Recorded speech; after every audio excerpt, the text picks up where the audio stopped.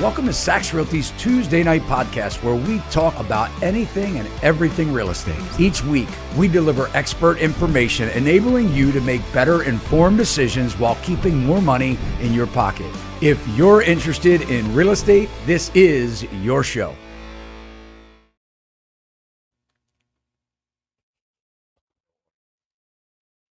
All right, guys, here we are. Happy New Year, everybody. Happy New Year. You know, Joe tells us we have like 30 seconds and, you know, we're not ready. I mean, we're just kind of hanging on by a thread, but Happy New Year, guys. I think we have all the audio and video kinks worked out. It's kind of weird, man. It's like this is our first time doing this or something. Well, it's our first day back after a little break. So we're just, as you said this morning, cleaning the cobwebs out. Yeah, really. Yeah. But anyway, good to see you, Melissa. Happy New Year. Happy New Year to you, too. Happy New Year, everyone. We have a great show lined up. We have 5 agents in our broker network that will be calling in incrementally, as we go through tonight. We're also going to post I don't think Joe has done it yet, but we're going to post a live link for you if you want to jump on with us and ask a question, or you have something that you want to say nice, nothing mean, but we'll have you come on, because we can disconnect you just as quick as we bring you in. So it always is. I was just talking with an attorney out in California. We're getting ready to do a podcast together. We're going to release it this Saturday about what's going on, the absolute nightmare disaster that's happening in California. Besides the homelessness problems, they're having major problems with evictions. Landlords can't evict people. It's going on now for 4 years. And anyway, this attorney was telling me that he has started doing a live stream every Saturday where he lets people come in. And I said, man, you're brave for doing that. He said, yeah, but I know how to use the delete and the mute and all that stuff. So anyway, but we do want to have some fun tonight and bring in some callers. Guys, we have a poll also. If you haven't jumped over to the poll, taken the poll, we can take a quick look at it. There's really a tale of two cities going on, and I was wondering where that came from. It's like a 1800 and something book or movie or whatever that was out, The Tale of Two Cities, and boy, do we have that in the U.S. economy. We'll say the real estate market. Tonight's purposes, we're going to go over some of the predictions. We had a sales meeting today with our agents, and I'm going to talk a little bit about what they were saying. And if any of you guys are watching or listening, you can certainly comment. But we had some shockers in today's meeting. But anyway, things are nuts. I mean, things are crazy. We're seeing literally a tale of two cities. The media, on the one hand, a lot of the mainstream media is mixed at this point, which is surprising to me. Not really. Well, it's surprising that some of them are reporting trouble on the horizon in the housing market, because for a year now, they have said that it wouldn't exist, that we wouldn't have any type of recession. But we are starting to see a lot of the media talk about it. Things are broken for sure. But let's take a look here. So our poll, if you haven't voted, we'll check it throughout the night, but 168 votes. Interestingly enough, the biggest surprise in the housing market this year, looks like leading the way, is massive recession and foreclosures, and glut of home inventory and no recession. And mortgage rates drop below 4%. They're all, other than the massive recession and foreclosures being 35%, the others your opinions aren't too far off from each other, but we'll check that. If you haven't already voted, cruise on over to the poll. It'd be interesting. We'd love to know what you have to say. I believe there's wisdom in crowds. I know we have a very educated audience, and I love that. Mm-hmm. So I love that. And also, as we discussed, I know you're going to talk about the meeting, but everything may not be happening this year. It may be happening next year, is when everything is going to, you look at our thumbnail, that pretty much says it all, if that's going to happen and when. Well, I think the big draw card for this year is, and I know people are saying, oh, Todd, you've been calling for a real estate correction, housing market correction for 10 years now, and that's not true. We started saying it in really 2022, yeah, in the April time, where we were seeing indications where the housing market was correcting. and the buyers were basically slamming the brakes. This is even before the rates started to go up, and that was primarily because they just couldn't afford to buy a house, and they were so stressed out. A lot of buyers are putting in 10, 15, 20 offers on properties, not getting any of them. So there was a lot of buyer fatigue. There was a lot of agent fatigue. And we started seeing the numbers when the mortgage delinquencies were rising. And of course, our government has been quick to respond to bailing out mortgages, FHA mortgages primarily. But forbearance, really, mortgage forbearance, that really didn't end until, in the last month. Yeah. When May 31st was the last time to apply to get 6 months of no mortgage payments. So we did see we were seeing the indications back then, and we've seen a lot of corrections in the market since then. Nowhere near as many offers. And one of the things we're going to talk about tonight, and I'm hoping that one of our agents that come online with us bring it up, because I want to ask them about it. But there's some. I want to tell you buyers out there. I want to just give you some scenarios where a house has been sitting on the market for a period of time, and you've been watching it, and then all of a sudden you and your agent put an offer in, and it's lower than the asking price. Miraculously, another offer comes in. I'm not suggesting that agents are being dishonest, but it does happen where a house has been on the market for 3 months, no activity. All of a sudden you put your offer in, then somebody else jumps on it at the same time. And there's a magic that when somebody comes back and says, well, highest and best use, or highest and best offer, due by Thursday, where the buyers automatically go, okay, yeah, I'll pay over asking price. And maybe when you're looking at the offers, maybe the other offer, if it was one, wasn't even as good as yours, less than list price. But there's just something about that type of negotiation that people still react or respond to, where they just instantly raise their price on a house that's been sitting on the market for 3 months and with no offers, no activity. So we will dive into that a little bit, and I'm going to give you guys some pointers on how to flush that out. So don't let me forget. I won't. Yeah.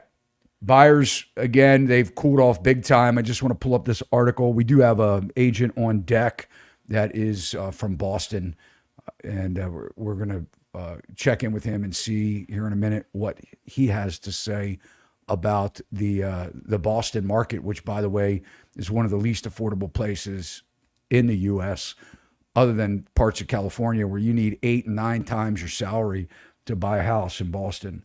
And we'll get some updates with him. But this is a NewYorkTimes.com article that was recently published, and it says the chill in the housing market seeps into other industries.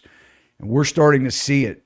I have had even more contractors right before Christmas and over the weekend even that have reached out to me and have sent me text messages and have emailed me saying, hey, if you have any projects coming up, we'd love to look at them.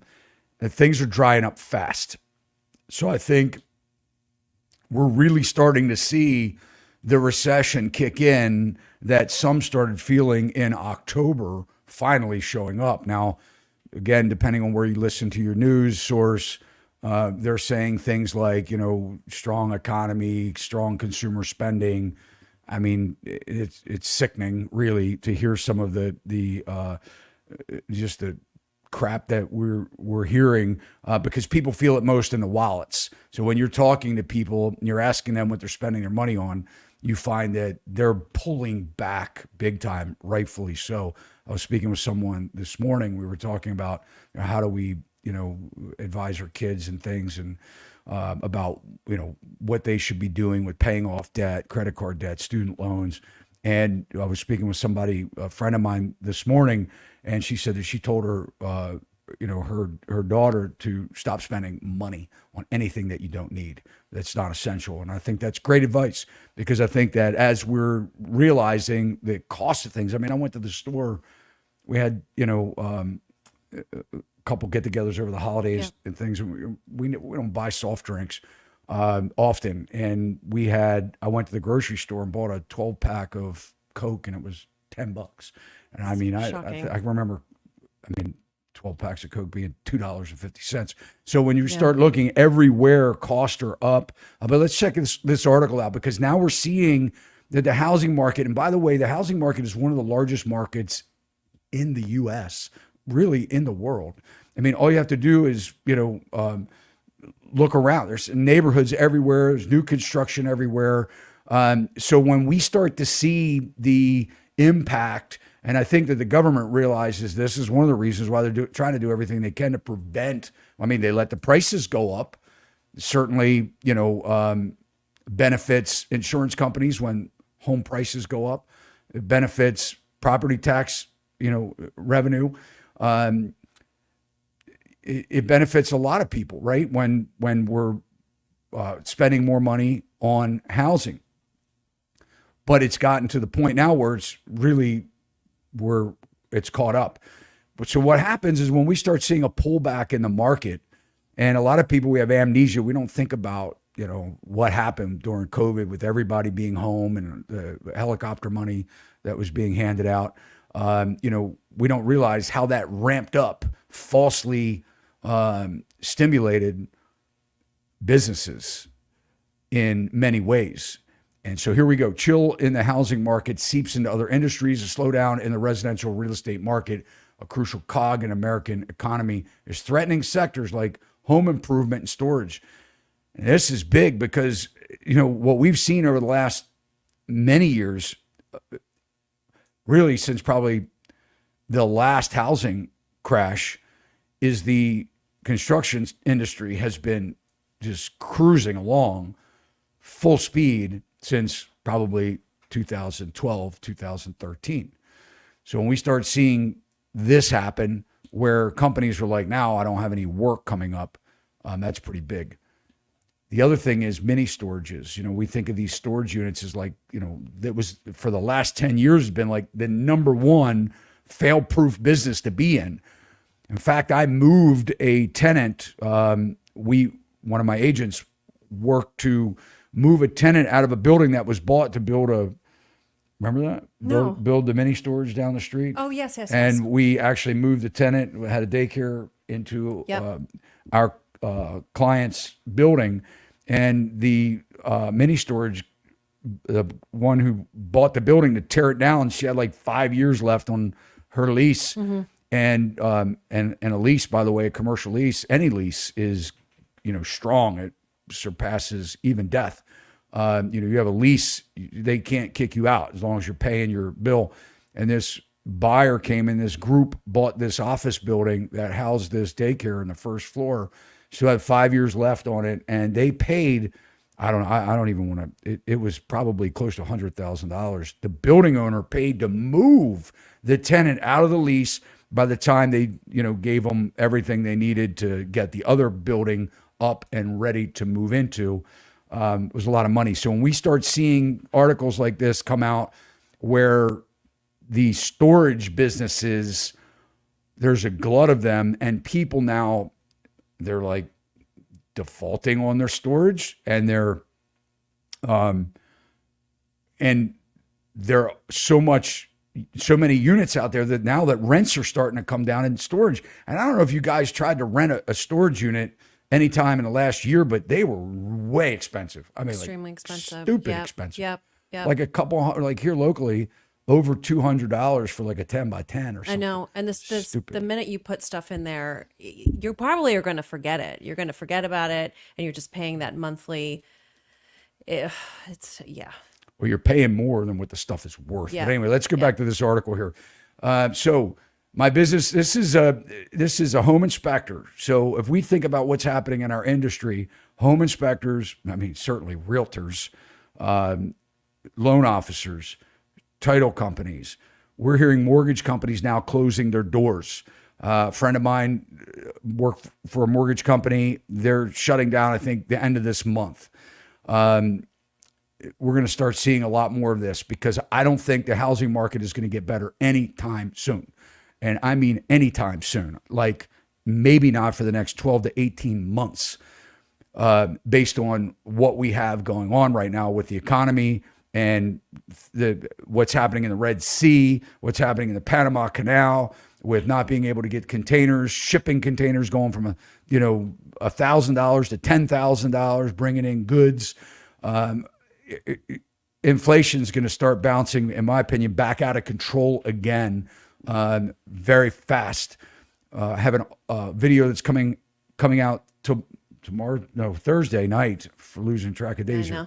Thursday night, that we're talking about tiny home communities. We're seeing now states like Colorado starting to build tiny home communities to house teachers that can't afford to live in a home near the school that they teach in. So, I mean, what a terrible alternative here.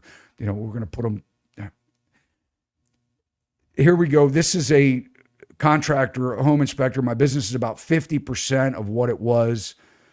Works as a contractor for BPG Inspections, provides services to home buyers across the nation. As far as I'm concerned, it's a really bad year. We're talking about a lot of things. The contagion from the slowdown in the housing market last year has been wide-ranging. Professionals like real estate agents, mortgage providers are the most visible collateral damage, but other service providers such as title insurance companies, escrow, home appraisers, inspectors, also seeing business drying up. I had one of my agents. I'm going to ask this question to you guys because I'd love to hear from you. And we are, by the way, it's a live show, so comment and we'll try and answer as many of your questions as we can. But one of our agents said as they were leaving today, he said, a good question for your audience tonight is, what are you doing with your money? We know that there's a lot of buyers that are on the sideline right now. What are you doing with your money? Are you putting it in the highly overconfident, in my opinion, stock market? Are you leaving it in the bank? Are you putting it under your mattress? What are you doing with your money? Where do you think it's safe? If you're not buying a house right now, and I have dozens of buyers that are sitting back right now, watching the market, trying to determine if they can afford and where they can afford, and if they're going to buy or just continue renting or just continue living with mom and dad. But drop your comments. I'd love to know where you're putting your money. We have a super chat that just came in. Thank you so much. Thank you so much. Happy New Year. I am seeing the storage unit sales increase on secondary market. Question: Orlando posted about buy now, pay later for groceries. I hate to hear that. We know it's happening. So I was just talking with somebody. They said, you know what? I'm finally bringing myself to the point of when I'm buying groceries, I'm putting it on my debit card and not my credit card, because that's what they had been doing. That's what they have been using. And which is, we know that that's what people are doing right now. They're paying for their groceries. This is terrible. This is criminal activity, in my opinion, right? You're going to encourage people to buy groceries now and pay for them later. We have a debt crisis that's going to collapse. It's going to collapse. Well, there's probably alternate. It's probably not even just putting it on the credit card. You could divide it up like we talked last week with Tony, that like Klarna, for example, you can divide up a payment into I think it's multiple payments, a few. The thought of that, though, I mean, the groceries are going to be eaten by that point in time. It's a very sad situation. It's very, very difficult seeing how expensive everything is and how people can't afford it. Indeed. Let's bring Mike in. Let's bring him in. Mike. Hi, guys. Hi, Mike. How are you? What's going on, buddy? What's going on? This market's crazy. I know. It's been a while, man. I know. It's been a long time. Yeah, the market is, as you said it. I mean, it's really a wild. It's like the Wild West, right? So tell us what you're seeing. So in Boston, to be honest with you, again, it's a per neighborhood basis, but I actually pulled the stats today for condo sales in Boston, both average and median. Our sales prices have gone up. Again, I don't know how this is happening. We're not seeing tons of bidding wars, at least not that much, not as much as last year, in my opinion. But the average sale price has gone up almost $100,000 over last year. Last year we're at 984,000 for a condo. This year we're at 1.096 million. It's crazy to me, and one of the reasons is because of inventory. We have a lack of inventory here, and this show, and it just shows how local real estate is in certain markets that are low inventory are still going to have a lot of competition. You don't need 40 buyers in order to drive a price up.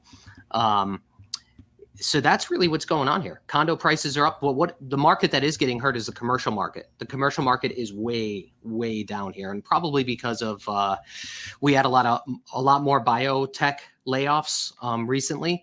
I don't have the article pulled here right now, but I read it earlier this morning. A lot of people are still working remotely, and these office buildings and commercial buildings are really, really, that's what's really struggling right now in the city. You talk about, I was going to ask you about that, tech jobs getting whacked. Dozens of life science firms collectively laid off nearly 4,000 Massachusetts employees over the course of 2023. There you go. And then Google, just laid off, or is in the process of laying off like 30,000 employees or something because of the advances in AI. So I don't know, man. It's the crazy thing here is prices keep going up, but the salaries are not matching what the prices are. It's very difficult for somebody to buy a home here. And what I'm seeing, which is quite scary, is a lot of people are relying on old money to buy a home. So they're pulling from areas that buyers would maybe pull from if it was a last resort, but it seems like everything is a last resort now. Does that make sense? Yeah. There's And an that's article. scary. There's an article in the Boston Globe. We can just kind of look at it together here. Says the 2024 outlook for home buyers and renters: unabated demand, high mortgage rates, and low inventory will continue, but is relief in sight? Says that home sales were down more than 10% year over year in Greater Boston in November.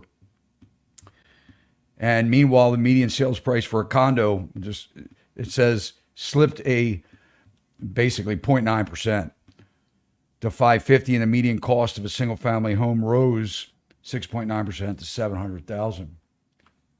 There was a statement in here. Amy Wallach, the incoming president of Massachusetts Association of Realtors, said buyers are going to have to do their homework and understand their goals if they want to get into a home in 2024. They'll want to work with their agents to make sure that they're making very informed decisions. And when they're in those pressure situations, they should not let the pressure drive that purchase. Many people have trouble responding to the pressure, especially if they've missed out on a few homes. Mike, what do you tell? This is so. I was just saying earlier, we had our sales meeting today, and going around asking the agents what their opinions were on the market. We have kind of a unique situation here in the Maryland market because we have some of the best paying jobs. Look, we're close to DC, right? These contractors, why install a toilet in a building for $120 when you can get $600 to install it, in a government building? It's like, they get to make a lot more money here, as a government contractor. We've got a lot of government employees, a lot of military here in Maryland, a lot of insurance.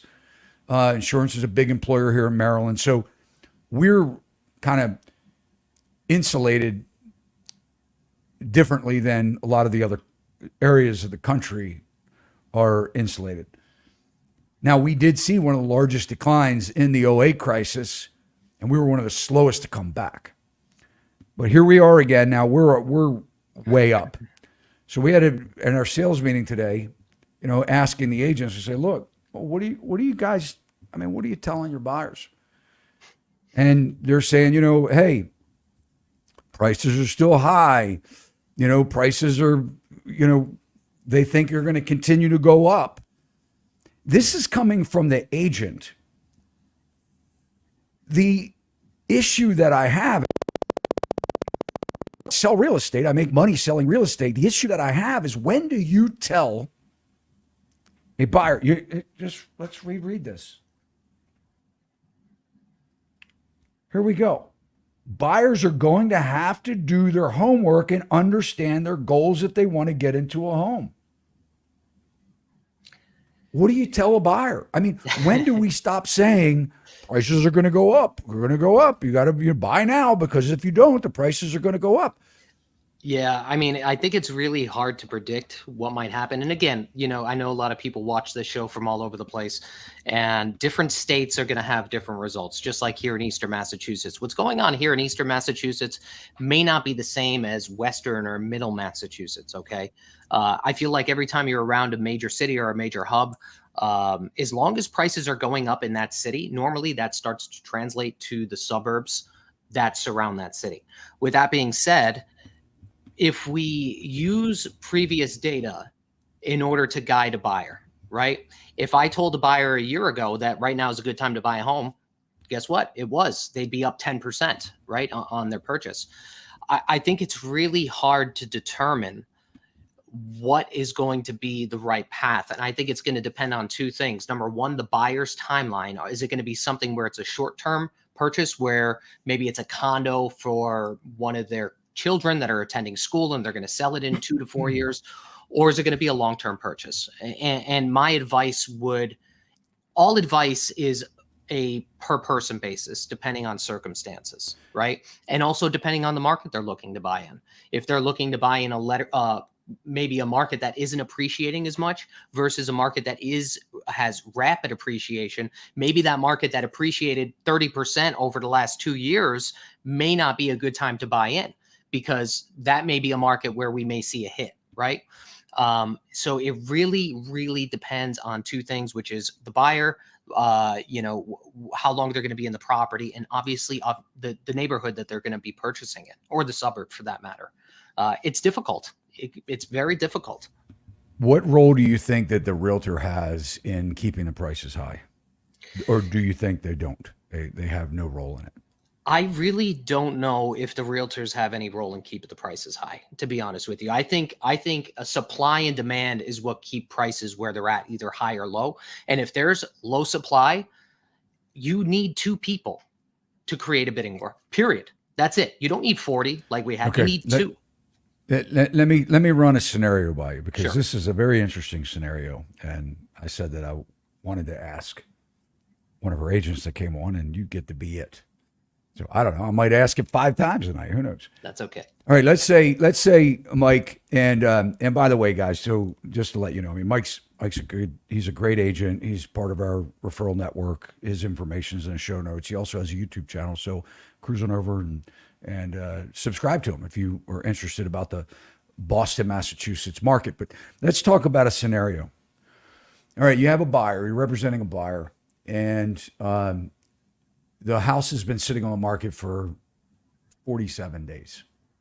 And let's say that we'll use something in your market as an example.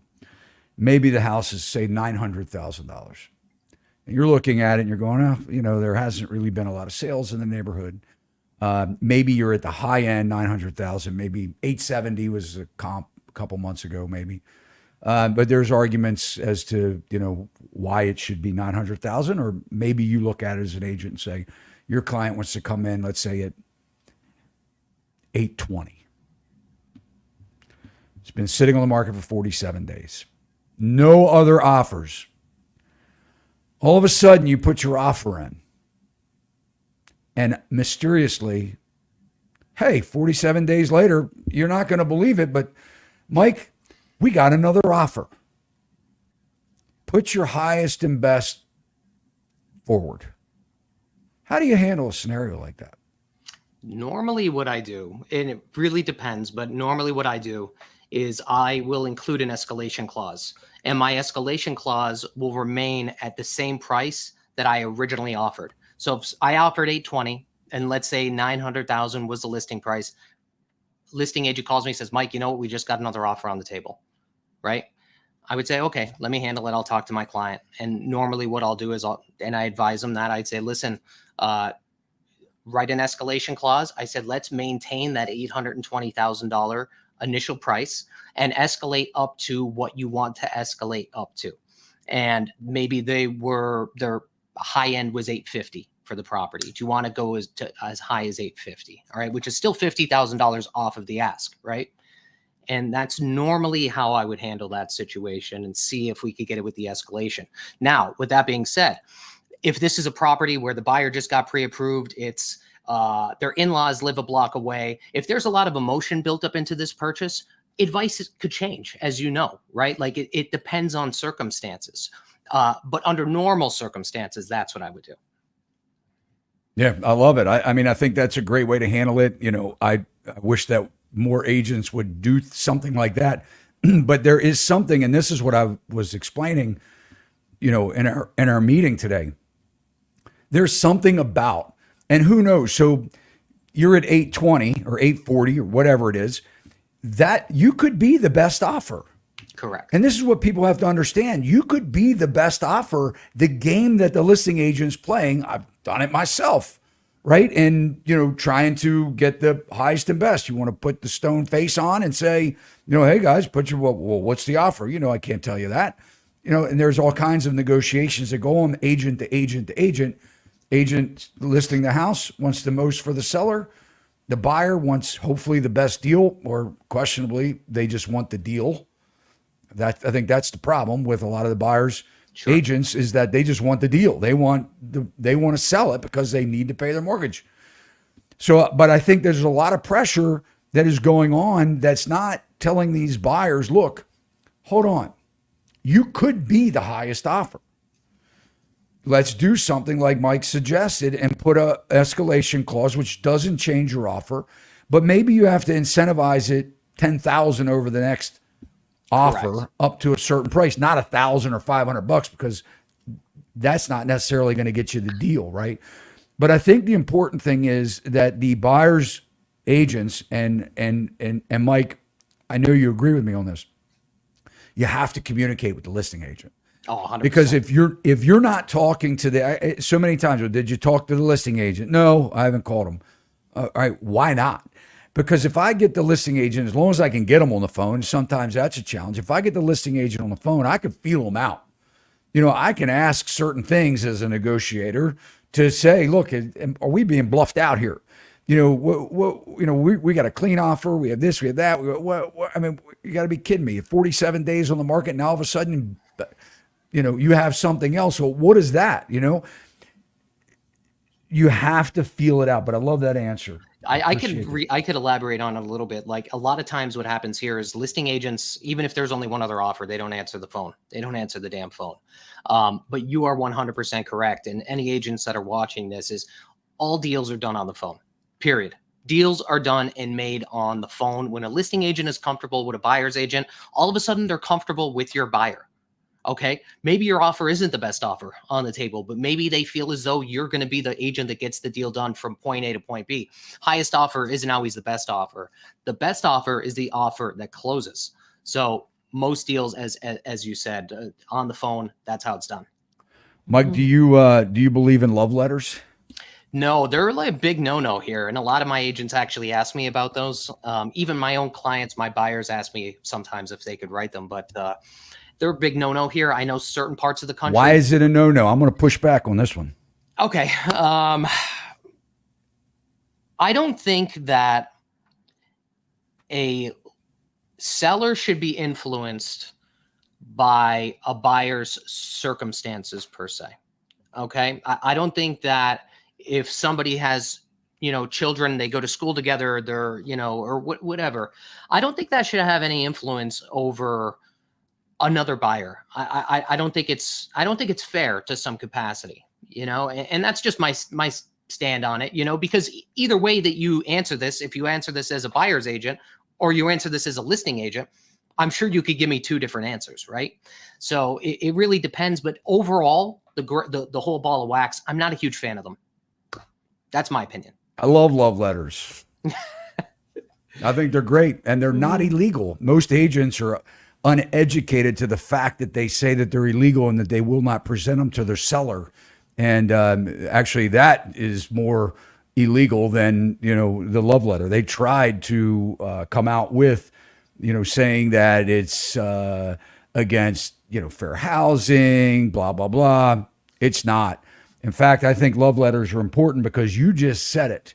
Price isn't always the motivating factor. And I'm going to tell you why. Because one of the biggest problems that we've had with especially first-time buyers being successful in buying a home is the fact that they have been bidding against institutional buyers and real estate investors.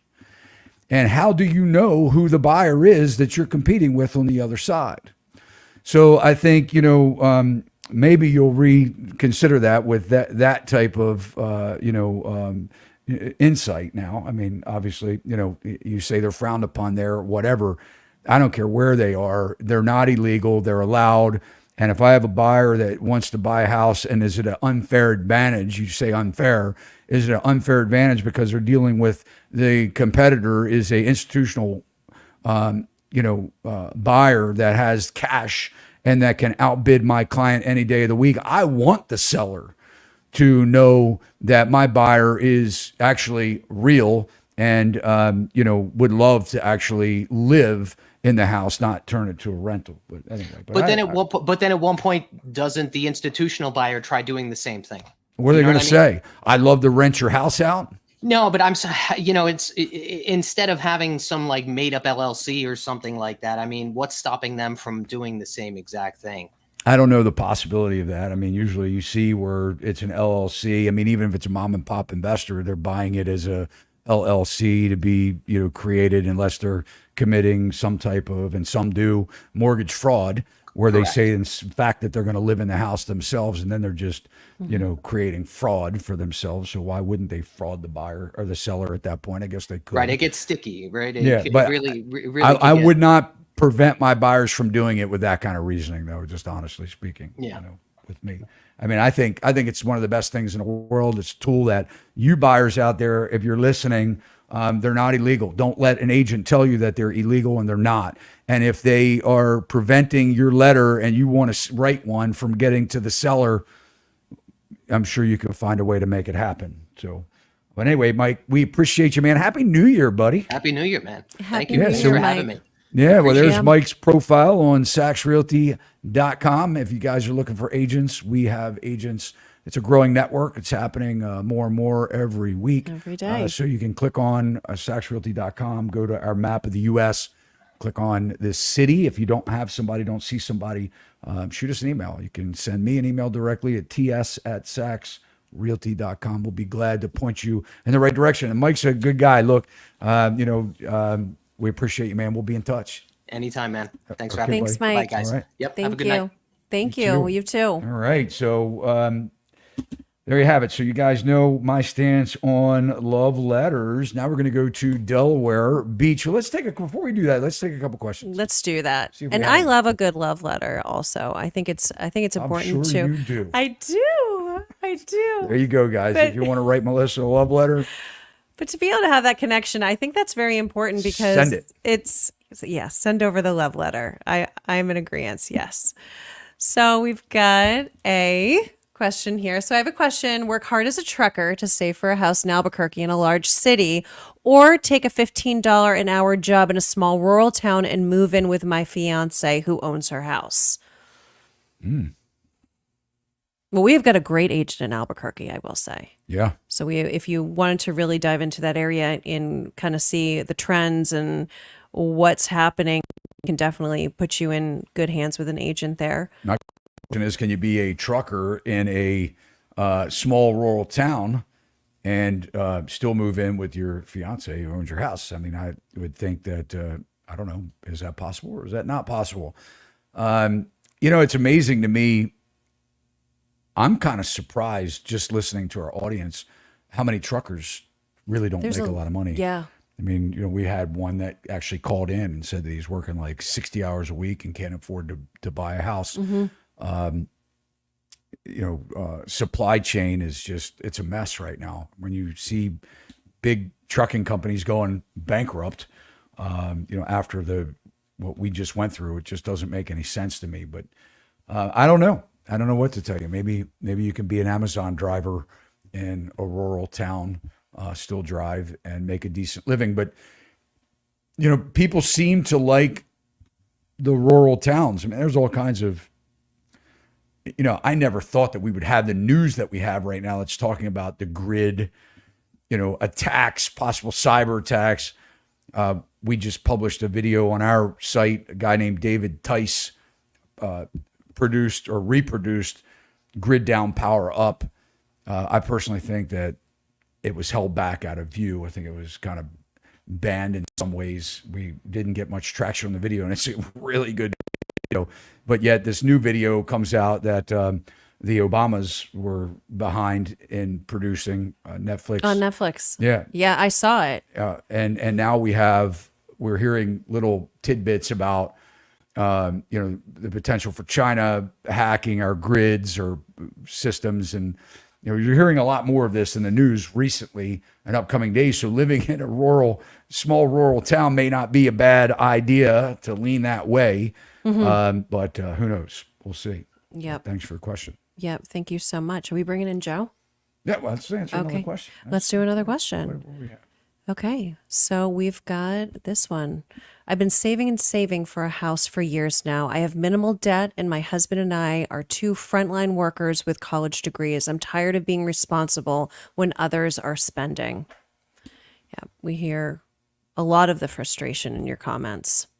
Well, I mean, you just have to. This is the fear of missing out that everybody that really push the exuberance for home sales.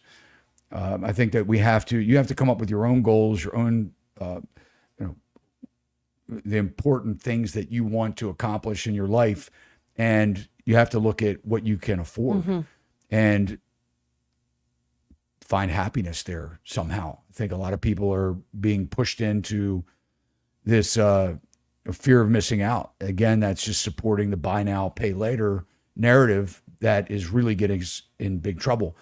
It's been said that I think 42 or 47% recent article that or data that I just reviewed on credit card debt that is not being paid off and is being carried over month. And in fact, some of this, a large portion of this, is even being carried over more than a year that they're financing life's essentials, groceries, medical bills, automotive, transportation, putting on their credit cards, paying 20%, paying minimum payments, and the debt just keeps going up month over month.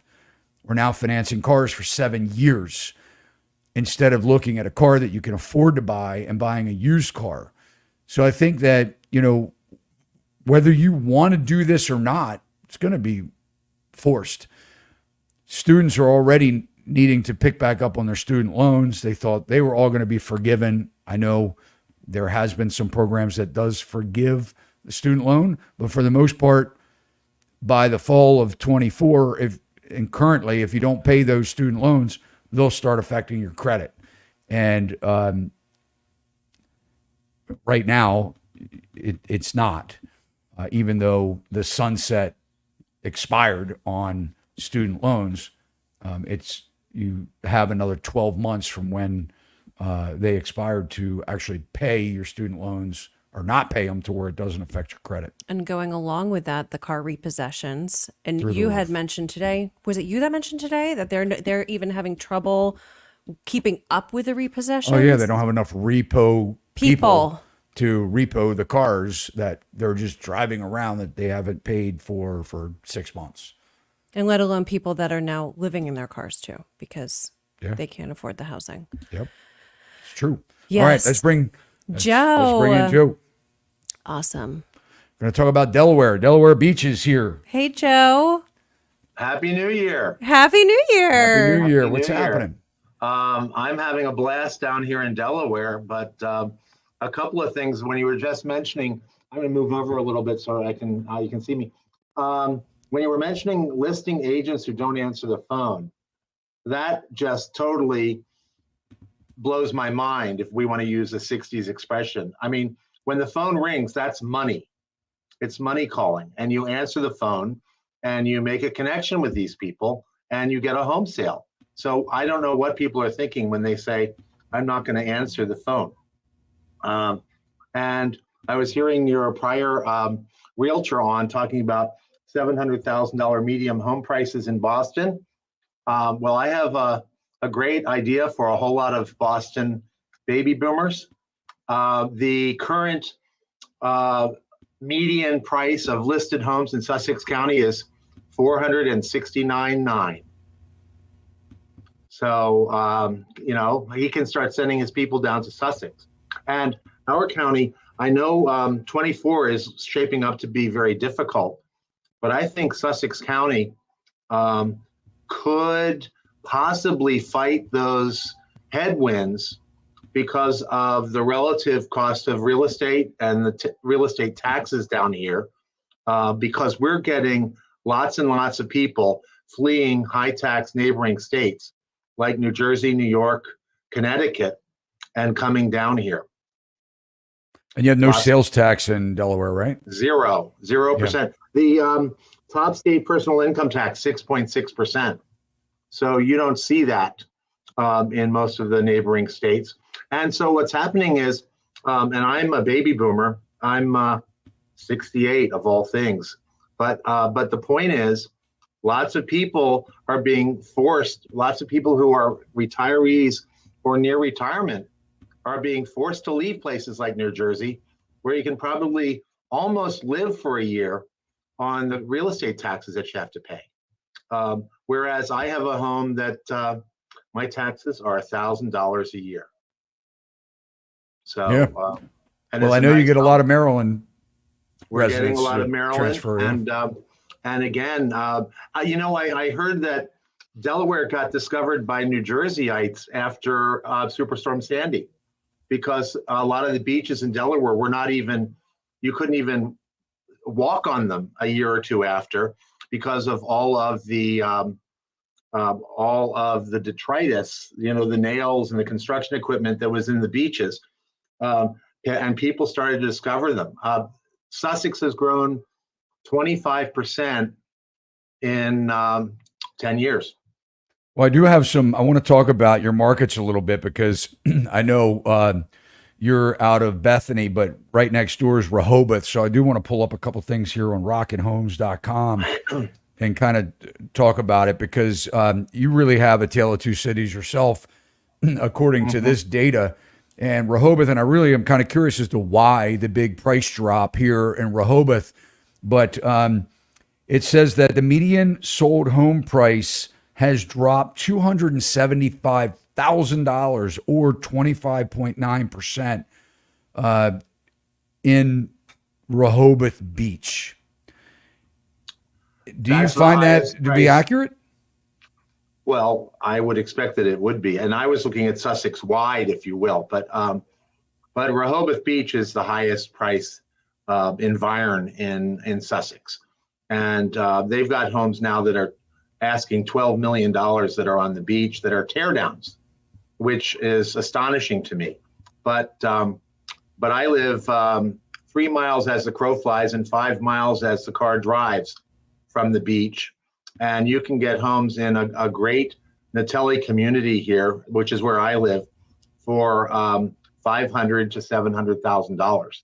So, and those prices are not moving. I think, or they're not moving much, because a very thin inventory is buttressing the asking prices in this area. But Rehoboth, you could drop a great deal from a high base for sure. Yeah, I mean, looking at that, 25, almost 26% year over year price decline in Rehoboth Beach, Delaware. Yep. Then we look at Bethany. To be honest with you, I mean, you know, we've been to Ocean City, Bethany, you know, on vacations. I mean, it's a short drive from where we are. And, you know, looking at, I mean, I prefer Bethany. I think Bethany's, you know, personally, I prefer Bethany over Rehoboth. But we're looking at, you know, you're talking about Rehoboth. I mean, look at this. The median sold price is a couple $100,000 more than Rehoboth. and you've gone up in Bethany here 16.2% in a median sold price. And I do want to kind of segue there because I want to caution people. And this is one of the things, Joe, that I'll just pull up while I have you on. But there's a lot of data out there, and people want to respond, oh, home prices are going up, they're going up, they're going up, they're going up. And it's according to, National Association of Realtors, 4.5% year over year, whatever. I want to just pull this up here, two charts. The first, we'll pull up the percent of change in sales from a year ago, because guys, this is really important when we're looking at data. I want to make sure that you're understanding the housing market's in terrible shape right now.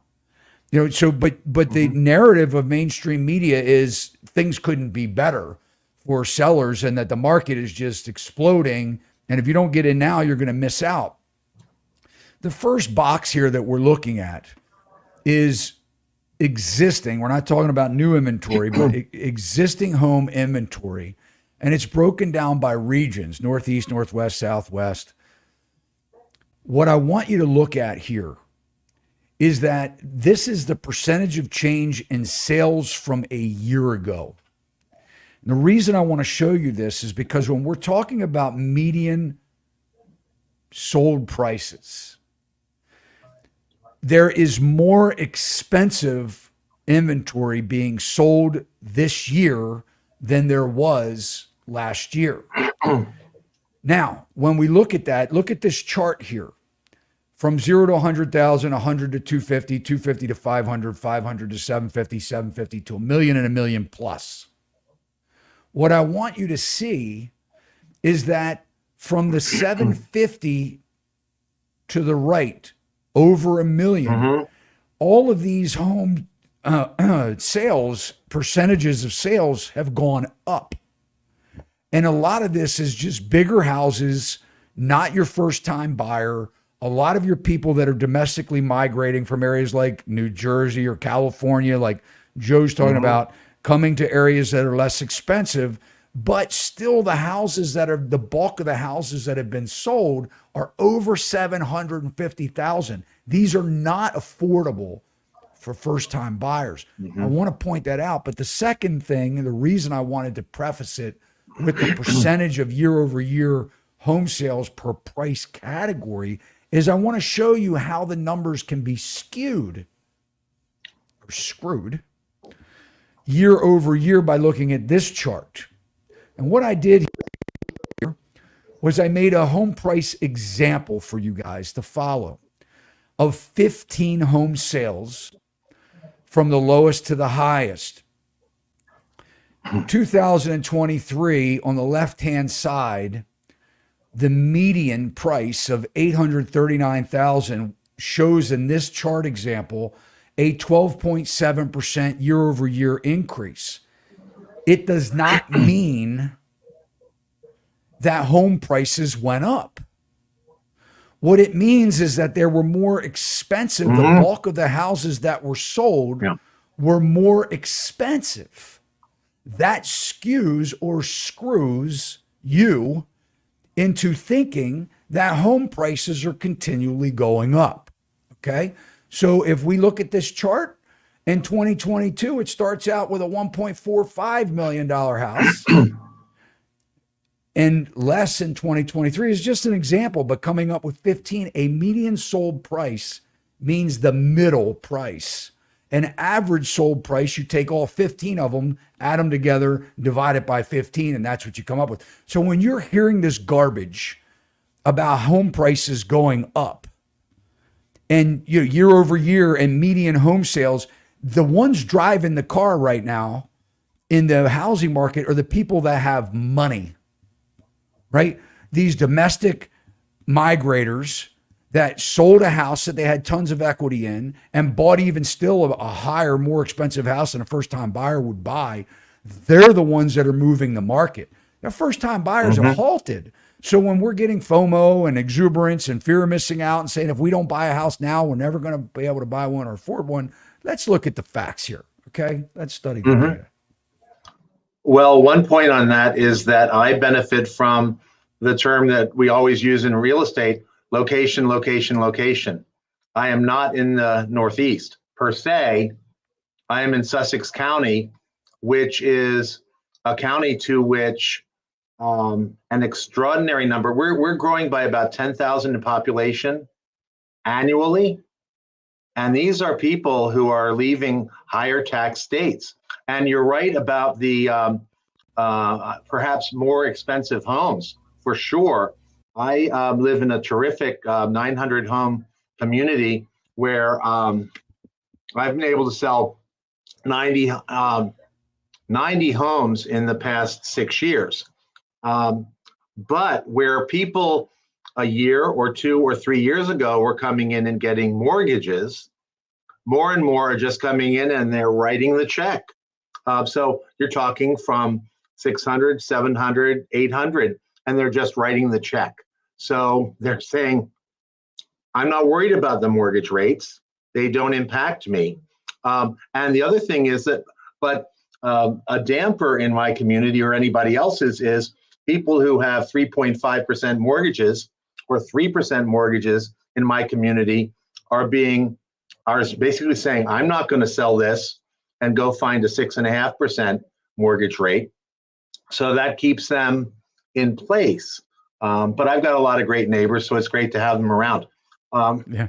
But it also supports the pricing, because when there's, I do a newsletter through something called Home Actions. About a year ago, when I looked back at the prior year's sales in my community, there had been 100 sales in the prior year. Now, when I do the look back for 365 days, 33 homes sold. So what you're saying is, when there's 1/3 of the market in a community that people know and love and are now, it's very highly regarded, and we're within that arc of Washington, D.C., Northern Virginia, Baltimore, Maryland. People are coming here and they're calling me up and saying, I want to have a house in Bay Forest. So they will write the check.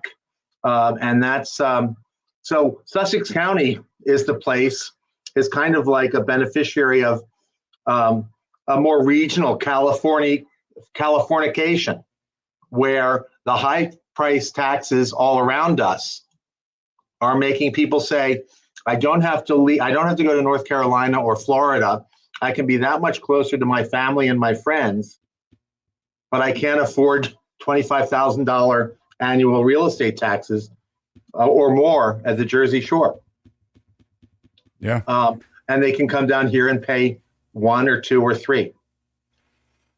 Yeah, well, we appreciate the beach update. You were with Long & Foster. I spent a dozen years with Long & Foster. Great company. It's a great company. I've been with them from the beginning. I'm a realtor for 10 years now. Yeah. But it's a great company. I really love them.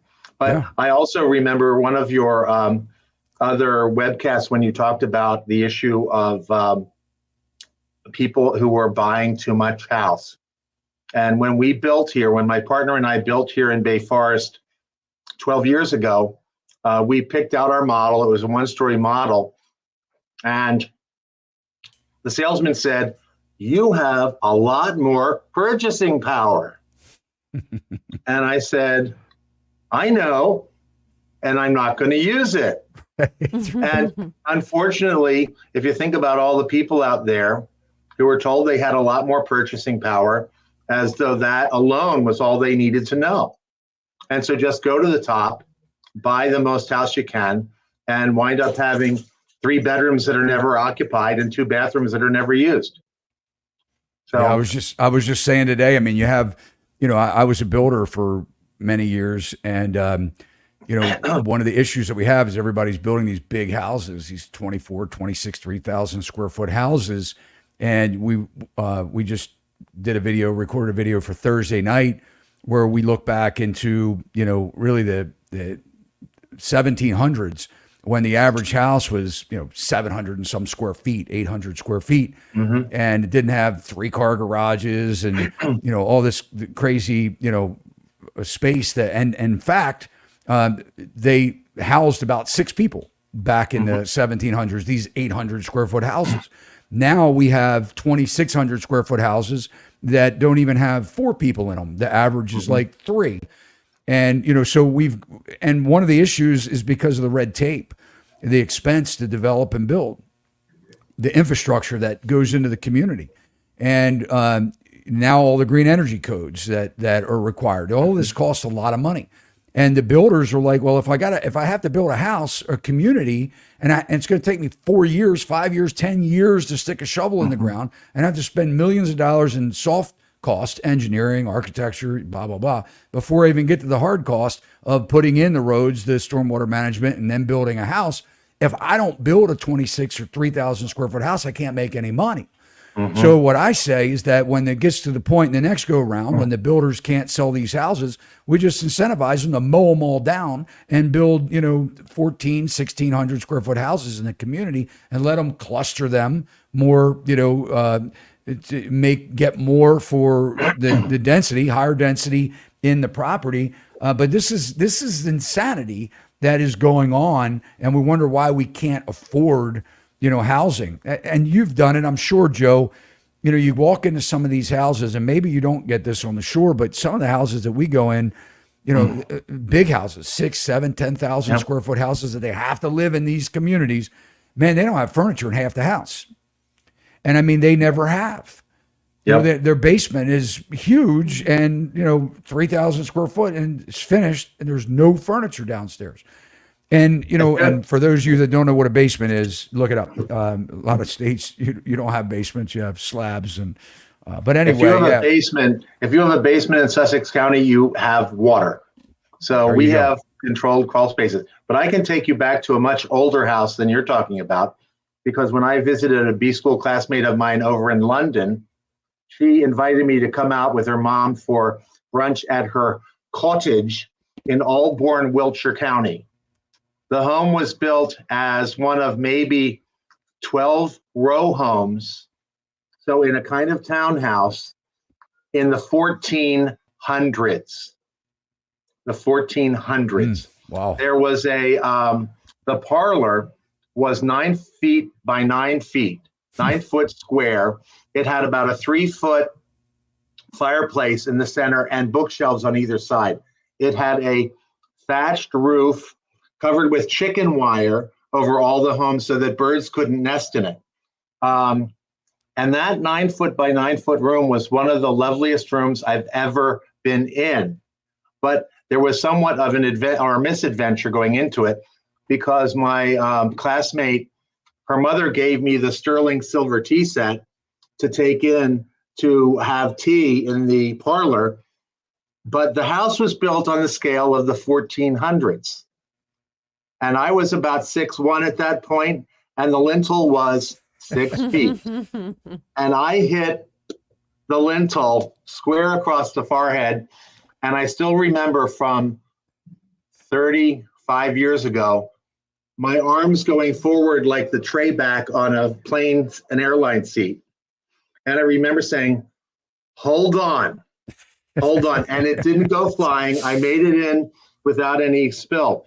But the thing is, the three of us probably have relatives who lived in that house or that complex at one point when you're looking at 600 years ago. And I'll bet the house was no more than 500 square feet on 2 stories. Yeah. And it was beautiful. So we don't need the space they try to tell us we have to have, or that they're forced to build because of regulations. Mm-hmm.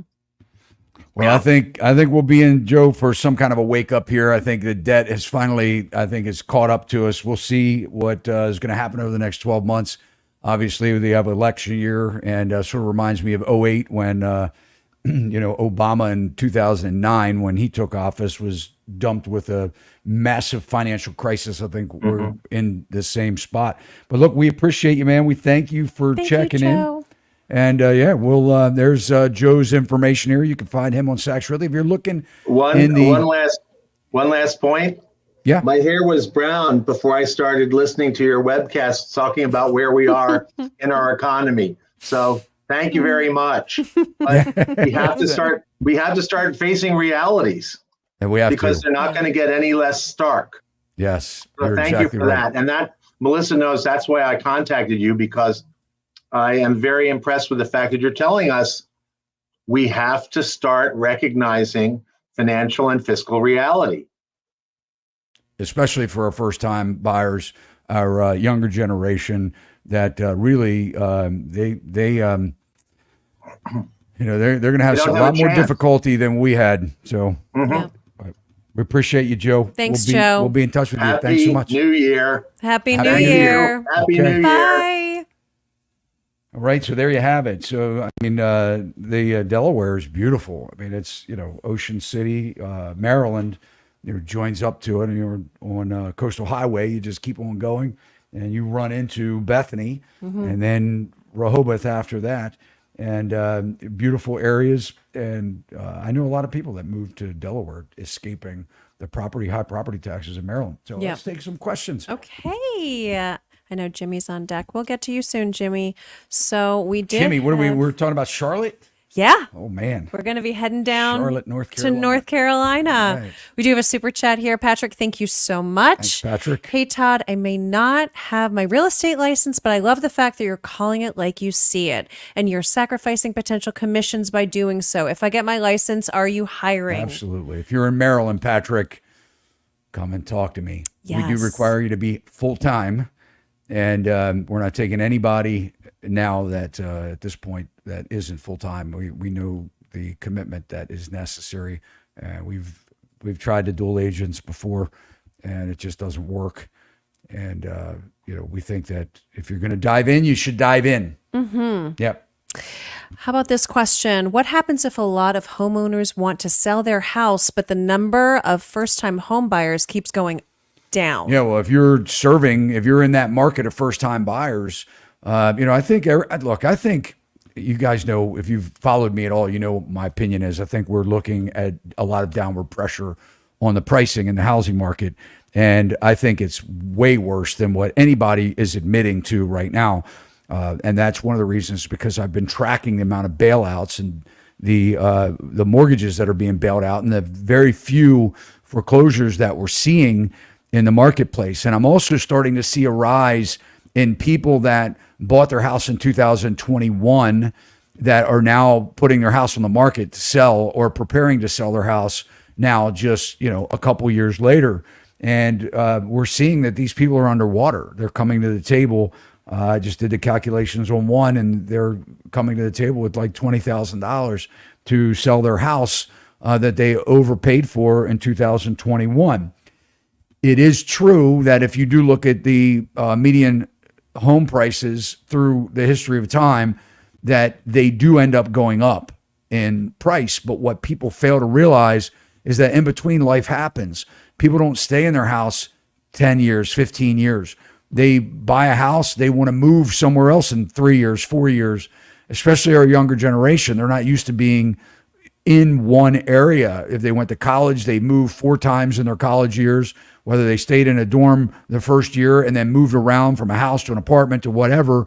They're not accustomed to staying put in one spot. So we're starting to see, especially with our younger population, that they don't know the commitment that they're getting themselves into when they buy a house, and quickly realize that they don't want to be in the neighborhood that they bought into, or maybe they want to take that job across the country. And the other thing is that we have this other narrative that is called starter homes, which is ridiculous in my opinion. I think that this is another area where we failed miserably in housing in America is coming up. And I think our industry, the real estate industry, had a lot to do with it, where we tried to did convince people that we'll buy this house for now as a starter home, and somewhere planting that seed in the back of their mind that is inadequate for their long-term plan, that they're going to want to be somewhere else, or they're going to want to have something different or something better.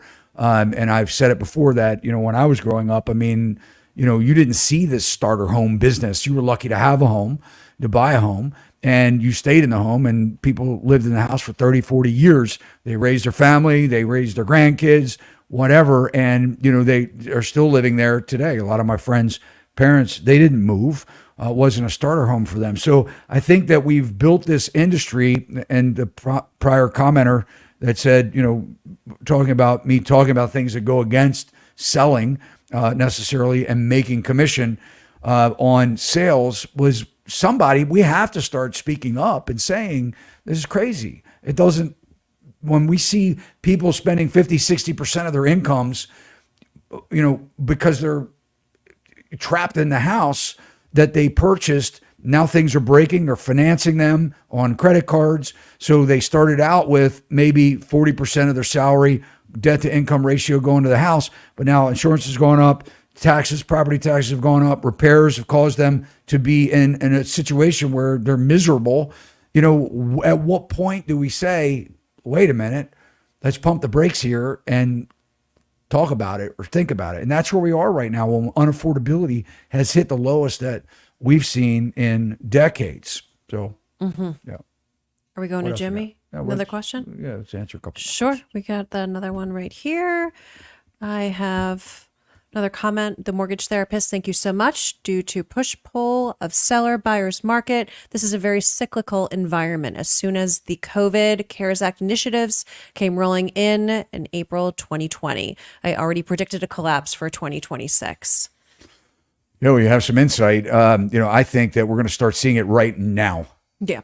Yeah, I think that certainly by 2025, it's going to be a crazy place. I don't believe that mortgage interest rates are going to. Let's check our poll. We haven't looked at the poll in a while, Joe. If we can pull that up.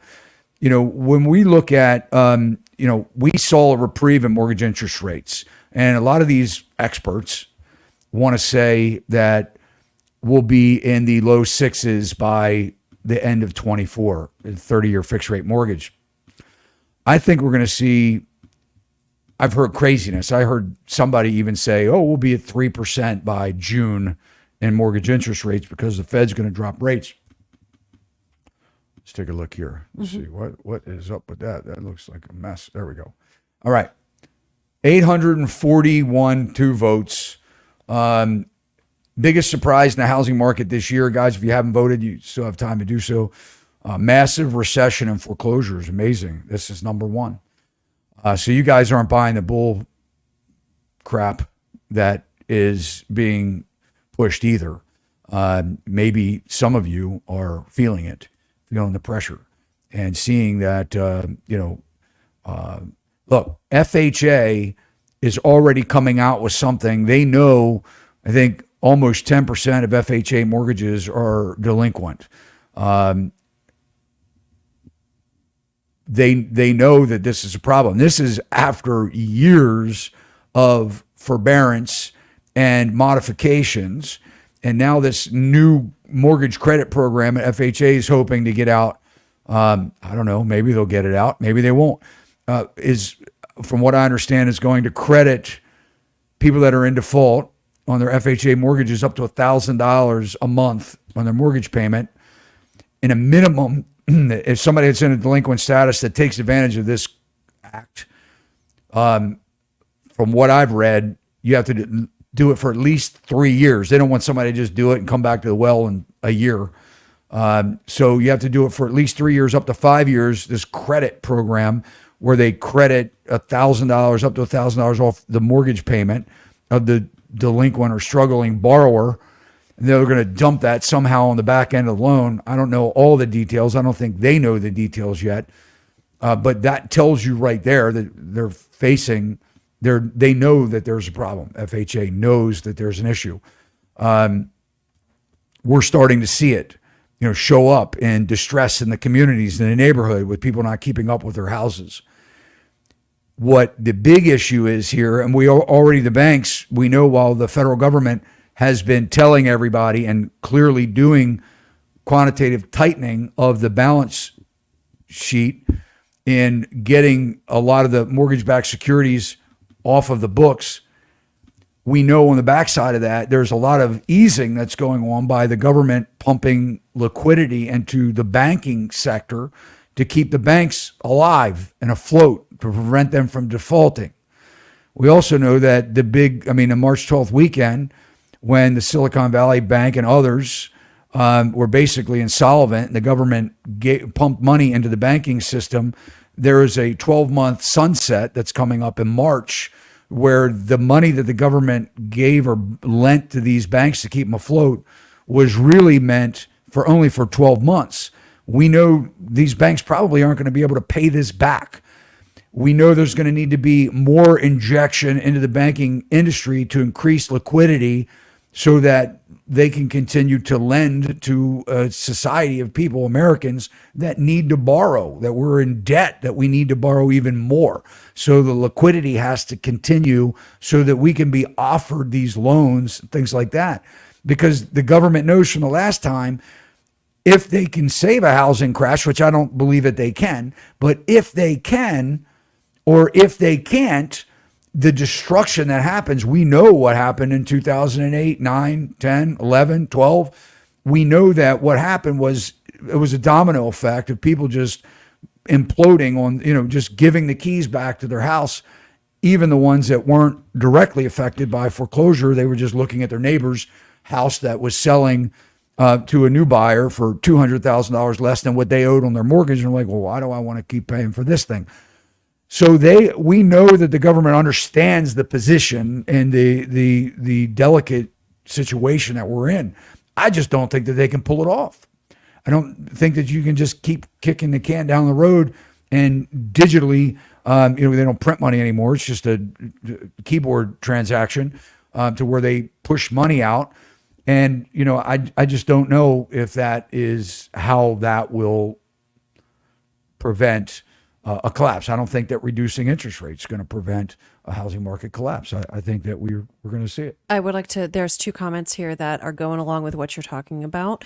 That's accurate, but do you honestly think the politicians in power will let this unravel in an election year? Short of Joe Biden stepping down, I'd bet they kick the can down the road as long as they can.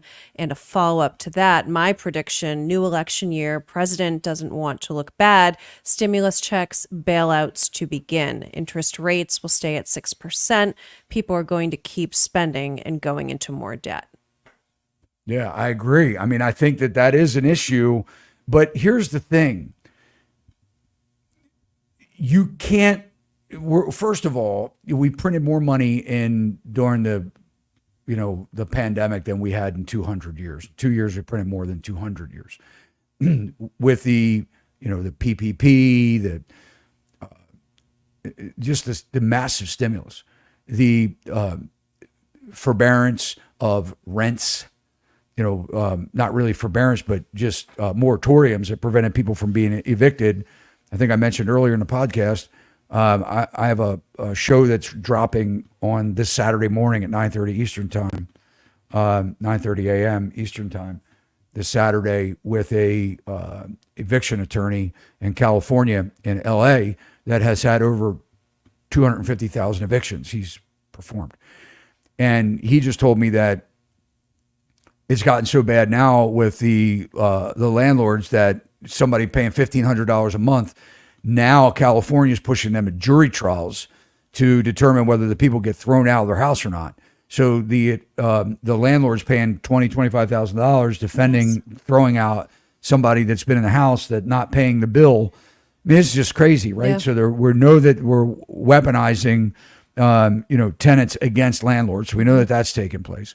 We also know that, they didn't have to pay their mortgage. A lot of people didn't have to pay their mortgage. We know that student loan debt, they didn't have to pay their student loans. We know that, tons of people are driving around, tens of thousands of them, maybe even hundreds of thousands of them driving around with their cars out for repossession that they don't have enough repo people to do. We know that credit card debt is at the worst it's ever been in the history of credit cards. And, but yet we're watching these people like, Jamie Dimon on JP Morgan Chase talk about, how great things are in the global economy. And yet people, can't afford to pay their bills. So I think, where does it show up first? How long can the politicians continue to push this everything is okay narrative when people are looking at their bank accounts, the lowest levels that they've been dating back to the 1950s? other than what we experienced in 2008, 2009, we have less disposable income now than we ever have dating back to the 1950s. This is bad. People don't have money for emergencies. Most of America doesn't have $1,000 in their savings account, right? I mean, this is bad. At what point is what I'm saying a surprise? Why is it so many people disagree? You know, they talk about, you know, the equity, the jobs market. Let me tell you something. When we're looking at articles in the beginning of the night that is talking about the construction industry feeling the crunch or the pain from the lack of sales, Lowe's is down, Home Depot is down. People aren't spending money on projects, right? They're not doing home projects. They're not buying major purchases. They're not buying furniture like they used to.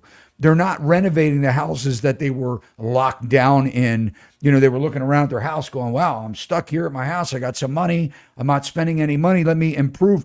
Why aren't we getting this? Why do we think that will continue?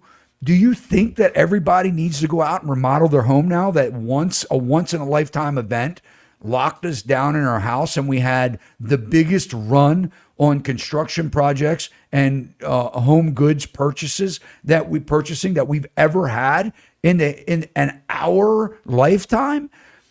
We took that and financed that.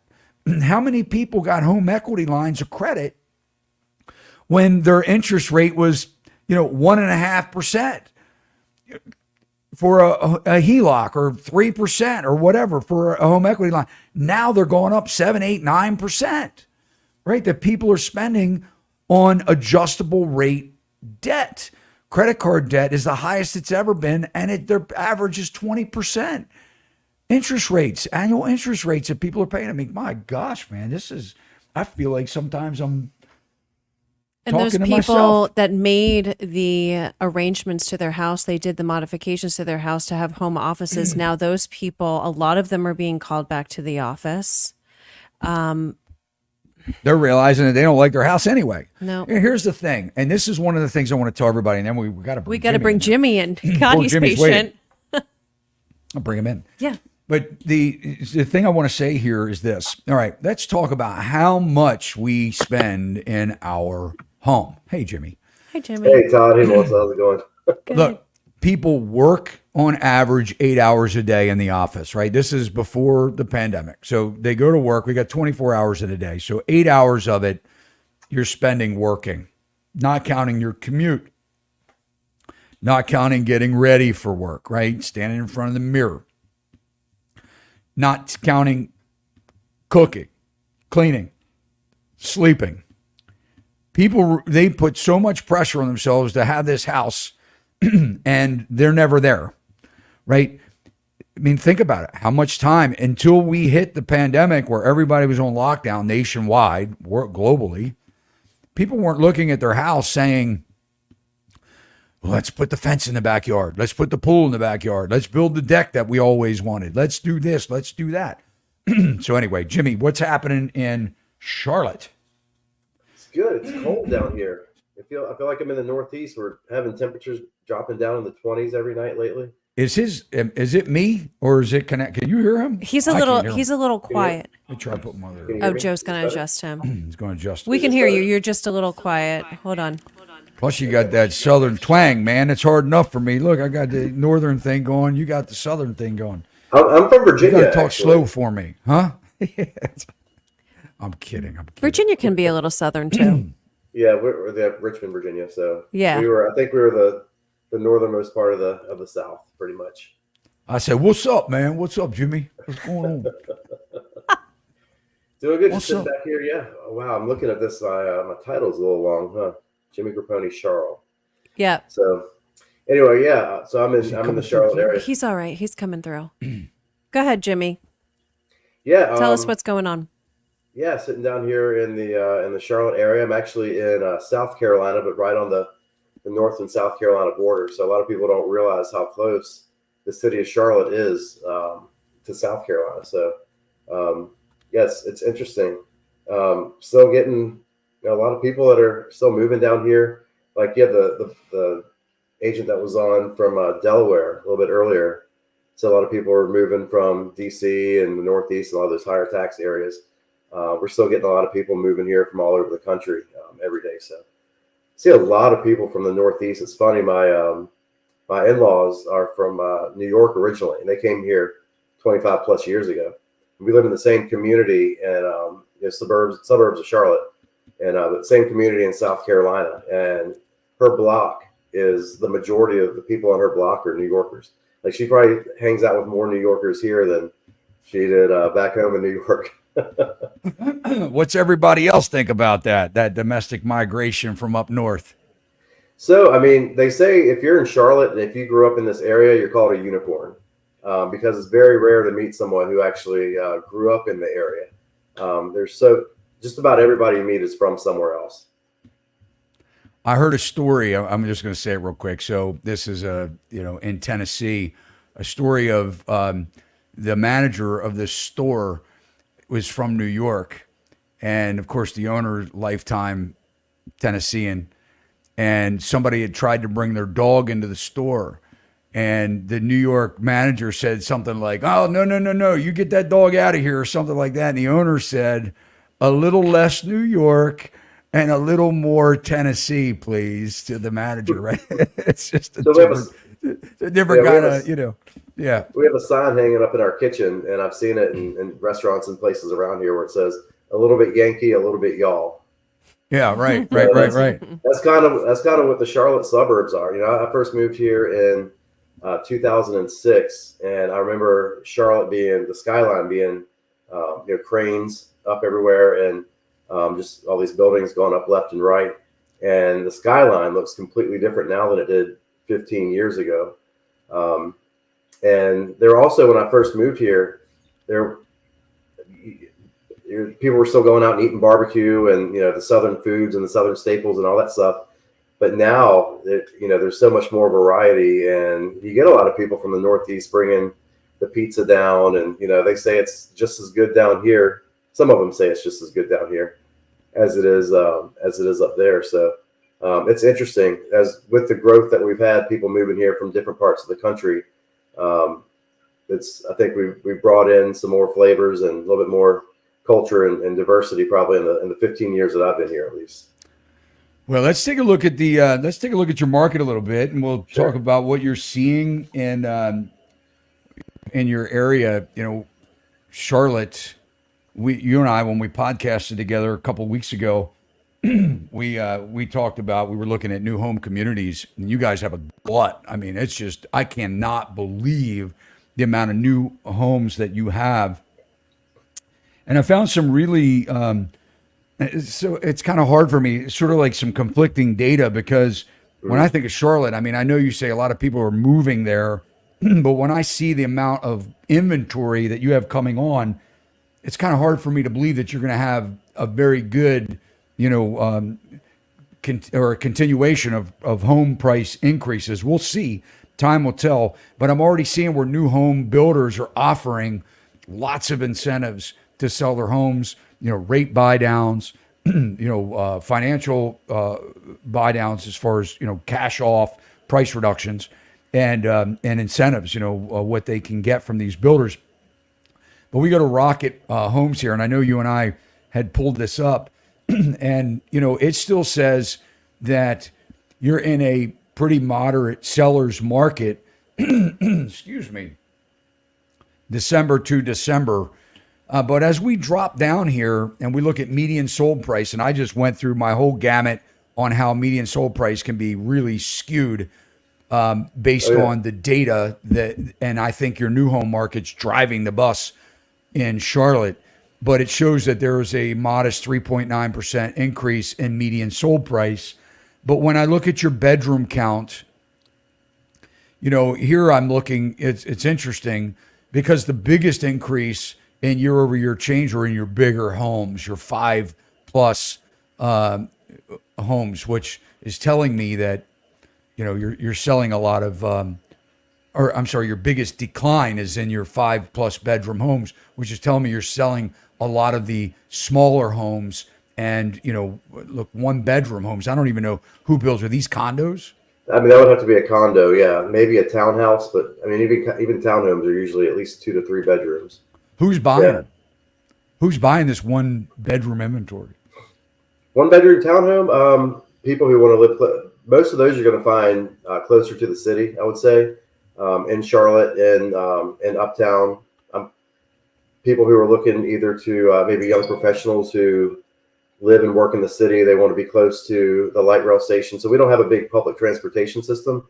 We have something called the Charlotte Light Rail that goes from the city and goes out just a few miles. And so if you're local, you can get in and out of the different neighborhoods in and around Charlotte. So yeah, 1 bedrooms, I'd say that's either going to be somebody who's young professional, single, or maybe someone who has an investment property. So I'm actually working with someone. We've been working for a few months now and having a hard time finding a place, a 1 or 2 bedroom in the city.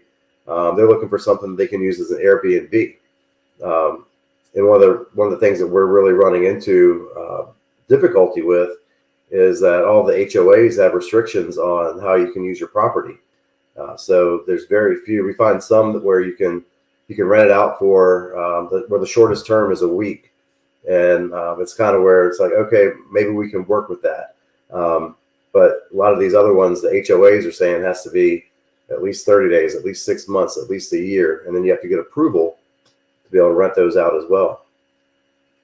Got a question here. How are property taxes in Charlotte? Oh, they're good compared to the rest of the country for sure. So I mean, sure. So Charlotte. When I say Charlotte, I'm talking about the Charlotte area. So there's several counties in and around Charlotte. So it's the taxes are gonna vary based on if you're in Mecklenburg County, which is where Charlotte is located, versus Union County, which is the county just to the south and where my home borders. Union County generally has a little bit lower property taxes, and then you can be in just over the line where I am in South Carolina, and property taxes are even lower. So it's funny. I was waiting in line at a drugstore a few months ago, and the guy saw, I guess on my shirt, I had that I was a realtor, and we got to talking about real estate. He was from the Northeast, and he told me that when he first moved down here, someone was talking about their taxes, and they told him that he asked what the taxes were going to be, and they said $2,000. He said, "Man, $2,000 a month?" And she said, "No, $2,000 for the whole year." He was used to paying $1,500, $2,000 plus, a year in his taxes coming from the Northeast. And somebody else said it earlier, where a lot of that's like a mortgage payment down here for a lot of people. People who are moving away from, even if you own your house outright in some of these places where the taxes are a lot higher, they're paying a mortgage payment just to pay the taxes every month. Yeah, I'm trying to look up here. I mean, so what are you talking for here we go, annual tax information. So I'm looking at a house right here, $589,000, and basically the annual tax is $3,240. I mean, that seems pretty reasonable to me. Sounds about right, yeah. And so Mecklenburg County is supposed to be doing a new valuation. So last time that they did property valuations, this was pre-pandemic. I remember I had a listing that was in the $500,000 range, and when we listed it just before the new property valuations or assessments, the assessed value on the home I think was in the threes, and the assessed value went from say 350 up to 495 or something like that when they assessed it. But then the county ended up adjusting the rate down, so people didn't actually see an increase in what they were paying. Now, I don't know if that's going to happen the next time when they do these adjustments. So I wouldn't be surprised if they end up going up a little bit, but compared to a lot of the country, taxes are a lot lower. People are surprised when they move here from up north and they see what the tax rate is. Jimmy, do you think you'll see a housing market crash in Charlotte? A crash? So define a crash. What do you mean? You're talking about housing prices? You tell me what a housing crash is. What would you consider a housing crash? So, I mean, the definition, I guess, that I've seen that a lot of people say is, housing prices falling about 20%. We had home values going up 20% year over year the first 2 years of the pandemic, which is just insane. And hopefully nothing that we'll ever see again, because it ends up pricing a lot of people out of the market. A was looking at some stats earlier before we got on here, just looking at our MLS data showing year-over-year prices, and they're pretty much flat for the most part, going from 2022 to 2023. And the Charlotte MSA, which is the statistical, or the metropolitan statistical area, our average sales price for the whole Charlotte area, Charlotte region, went up about 3.5%. Mecklenburg County, which is where Charlotte is, it was actually up 6.6%.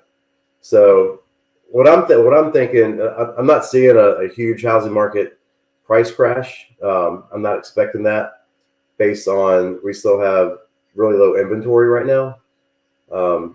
Do you know what your housing affordability index? I know it's gone down. I know it's gone down a lot. I know when I first started in real estate, it was, I want to say, up in the 140s or so. And I haven't looked at it in a while, but I feel like it went down to around 90, 89, 90, somewhere in that range. I don't know the exact number, but I know that it's gone in the wrong direction over the past several years. Let's take a look at this article that I pulled up and get your opinion on this. So this is WBTV.com. All right. They came local up with real estate, local TV. What's that? Local CBS affiliate, I think. Yep. 6 predictions for Charlotte's housing market in 2024. Experts say Charlotte's housing market will remain relatively unchanged next year. Again, I find it a surprise because you have probably one of the biggest gluts of new home construction that's coming on the market in the country. I mean, I'd say you're probably up there, much smaller scale than Texas, but a smaller state. But I think you have a lot of new home communities, so it'd be interesting to talk to you in another 6 months. But the flow of sellers is likely to pick up with rates. And this is the interesting thing, because a lot of people are like, wow, these sellers aren't going to sell because they're locked into these 2.75 and 3% interest rates. Right here, the flow of sellers is likely to pick up. With rates not budging, homeowners who need to move are starting to realize that they can't wait forever. And we're seeing that here locally in Maryland. The inquiries of sellers listings are coming out of the woodwork now, where they're like, hey, I want to sell my house in the spring. I want to sell it right now. In our sales meeting today, a couple of agents are like, I'm like, why did you list the house now before Christmas? They're like, well, the sellers wanted to. So I think that as rates start to come down, if they do get in, I mean, they're now in the mid 6s. You can find a 30-year fixed rate mortgage. Predictors are saying that that's not going to change very much between now and the end of 24. In fact, we may see a bounce back up and get back into the 7s again, or maybe even higher when we realize that maybe the Fed doesn't crumble in the first quarter like a lot of them were expecting him to. Even though the Fed rate has very little to do with mortgage rates, it does mirror in a lot of ways, and it's based on the 10-year Treasury, which probably will go up over 4% again very soon. But anyway, let's look at this, because the second reason they say is that we'll see more inventory. So what we're seeing with the interest rates dropping ever so slightly, the sellers are using that as a glimmer of hope to get their homes ready for the market. So they're thinking that, hey, if the rates drop, buyers can give me now the high price that I want, or that I've been expectant of in the last couple of years, watching home prices go up by 40% in 2 years in many parts of the country. And some that happened. Yeah, that happened here, but didn't happen last year. Yeah. Well, really from mid 2020 to 2022, the beginning. I think the peak really nationwide was about May or June of 2022. So a little bit over a year ago, we kind of saw the top or the height of the frenzy. But anyway, so we'll continue here. There will be more homes in the market, but likely won't be a significant increase. I think we're still going to be overall low on inventory. I think nationwide, we are now at somewhere I have it, 3.7 months of supply, I think.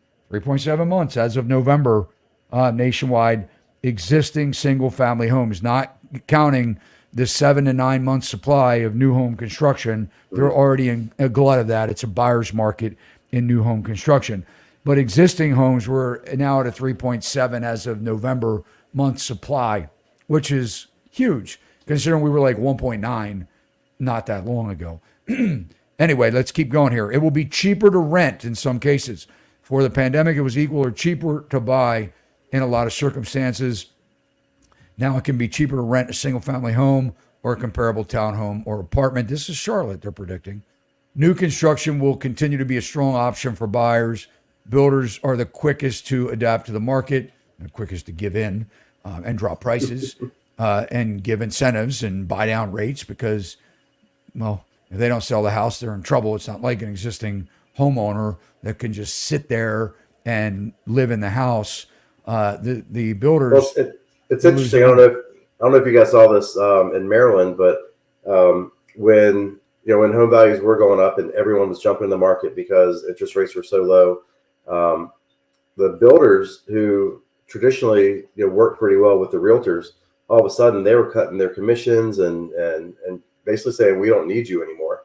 As soon as things got a little bit tighter, they started offering incentives, higher commissions, trying to incentivize realtors to bring people to their communities, and they're still doing that. But then also, like you pointed out earlier, giving concessions to the buyers as well. I had a closing last week that was a new construction closing in North Carolina, probably about half an hour south of Charlotte, and I believe my clients got about $15,000 in concessions using their lender, which the builder owns the lender as well. They own the financing company.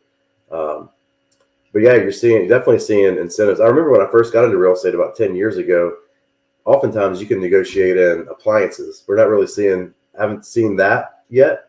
But I'm definitely seeing where, they're offering up front, hey, use our lender and, we'll give you a lot of incentives. Yeah, 100%. I mean, and the interesting thing is when the builder's company, separate company, the mortgage company or the lender that is owned by the same as the builder, they can bury those incentives that never really hit or affect a median sale price because it's being done from another company altogether that's really given the credit or the rate buy downs or the incentives to use that lender. So, and that's one of the things along with why a lot of why we're not getting the data. If you're not in the industry and you're not tracking, what's really going on, and we're just listening to mainstream media, we're not getting the right numbers.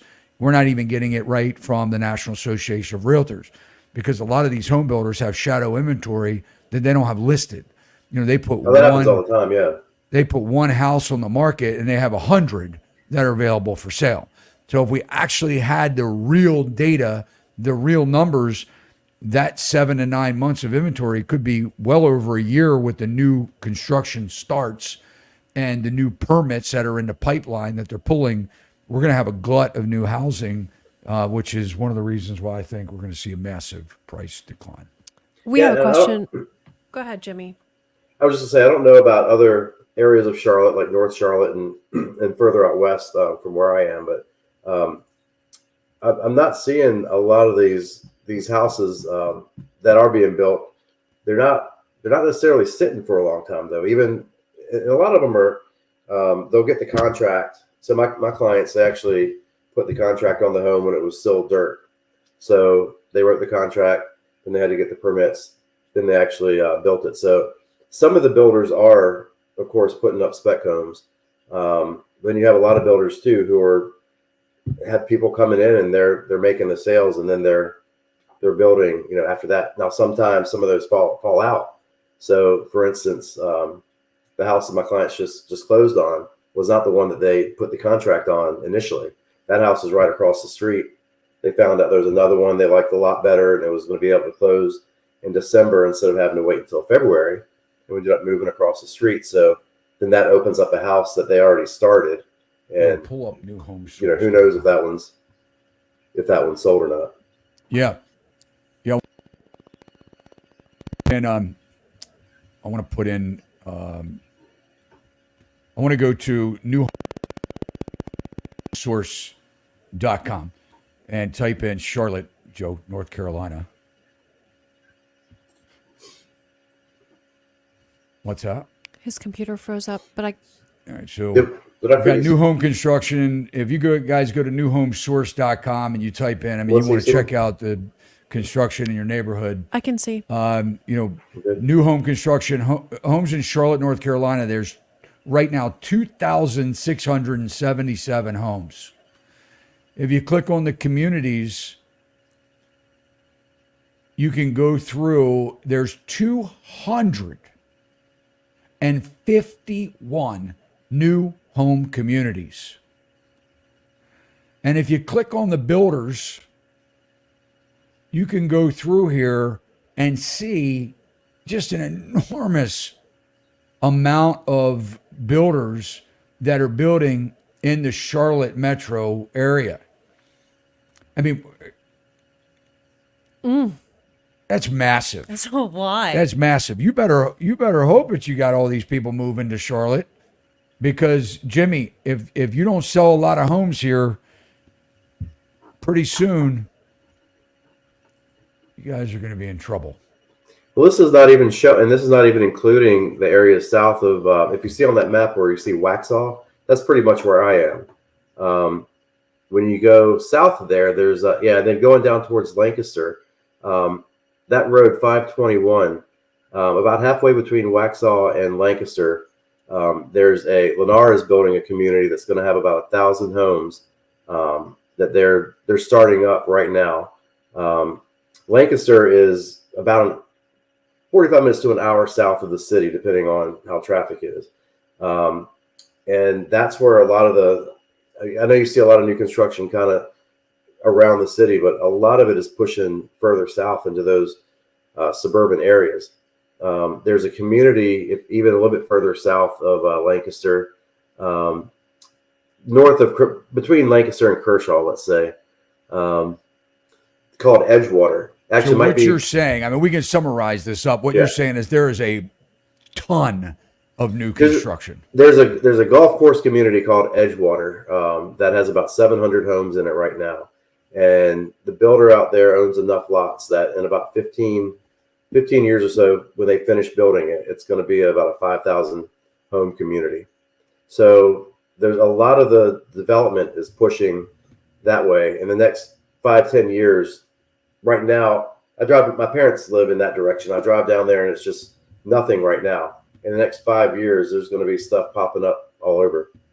All right, buddy. Well, we'll be keeping an eye on you. Well, we appreciate you. We've you, got Jimmy. somebody on tap here with California. We're going to the West Coast, and then we got to Thanks for end having up me. in Philadelphia. But we appreciate you, man. You guys can check out Jimmy's profile on SachsRealty.com. And if you're headed to Charlotte and you want to know what the market is like there in an area that you're looking,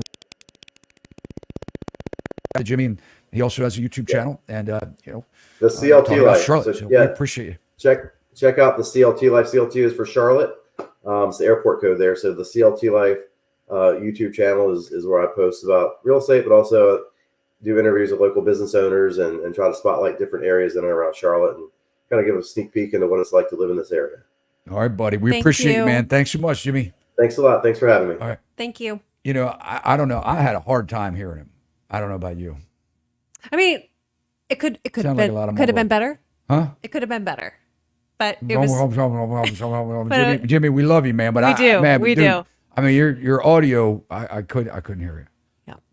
Couldn't hear you. Anyway, We're ready any for- questions? Let's bring in. Well, I can't Carol. wait, man. Huh? We're ready for Carol. Let's bring Carol in. Carol. Man, I want to know all about California. Carol. Oh, you're muted, Carol. All right. We go from having bad audio to no audio. So I mean, my gosh. Let's see we if we still can can't hear hear you. Audio No. was okay. Michael, thank you. I'm glad you could hear him. It's probably just me. You know, I got one. We Bud in my can't ear hear here. you. Joe, is there something special she needs to do? Oh, wait a minute. Go ahead, Carol. No, you're We good. got her. Oh, Yes. good. Yay. How y'all Yes. doing? Happy New Year. Thank Doing you. good. Carol. Camarillo. Am I saying that right? Camarillo, California. That's right. Oh, man. We're in you're- Ventura you're- County. Beautiful Ventura County. It's not even 7 o'clock there. Yeah, barely. Yeah, is that sunlight I'm seeing? I mean, it looks like light coming through a window or something. Well, yeah, it's actually dark outside, but it's Yeah, just a little okay. reflection All of right. the lamp. Yeah. Well, we appreciate you coming on. I mean, I have first thing. Well, we're going to tell us what's happening in your market because it looks like you guys are having your own little party over there in Camarillo. So what do you have going on besides a lot? You know, we're slow, definitely slower than we were last year. For the whole year last year, we were quite a bit slower than the year before. But we are just coming out of our normally slow season, obviously, if it's October, November, December. So we'll see where the year takes us. But we've got low inventory like a lot of communities. Prices are holding. I think a little research on my end looks like we are down about 2.79% year over year from last year. But that doesn't sound like a lot. In but pricing or sales? in sales, in closings, in the closed price. In volume? In the sale price is down. Oh, price. 2 point down. price. So, but Okay. when you're talking about a median price of 920,000 or thereabouts, that's a lot of money. That's 27,000. So you're getting a little bit less this year than you did the year before, selling the house. But we're still selling. I mean, our market time, 32 days.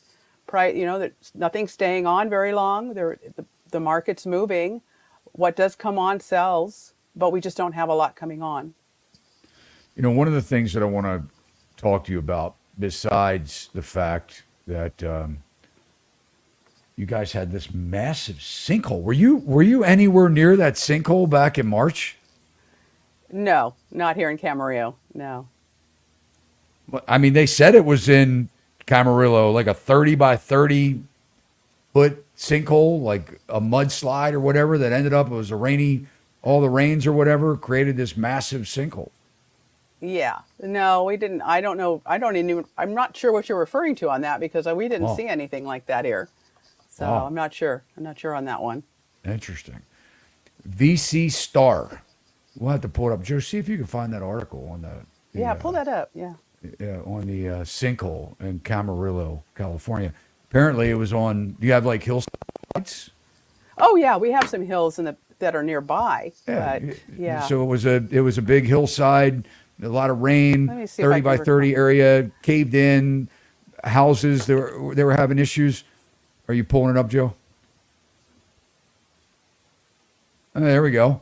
Ventura County crews working to pump water, repair damage from Camarillo sinkhole. Yeah, I thought I saw something like this. And scroll down a little bit. There we go. What's this? All consumer, keep going.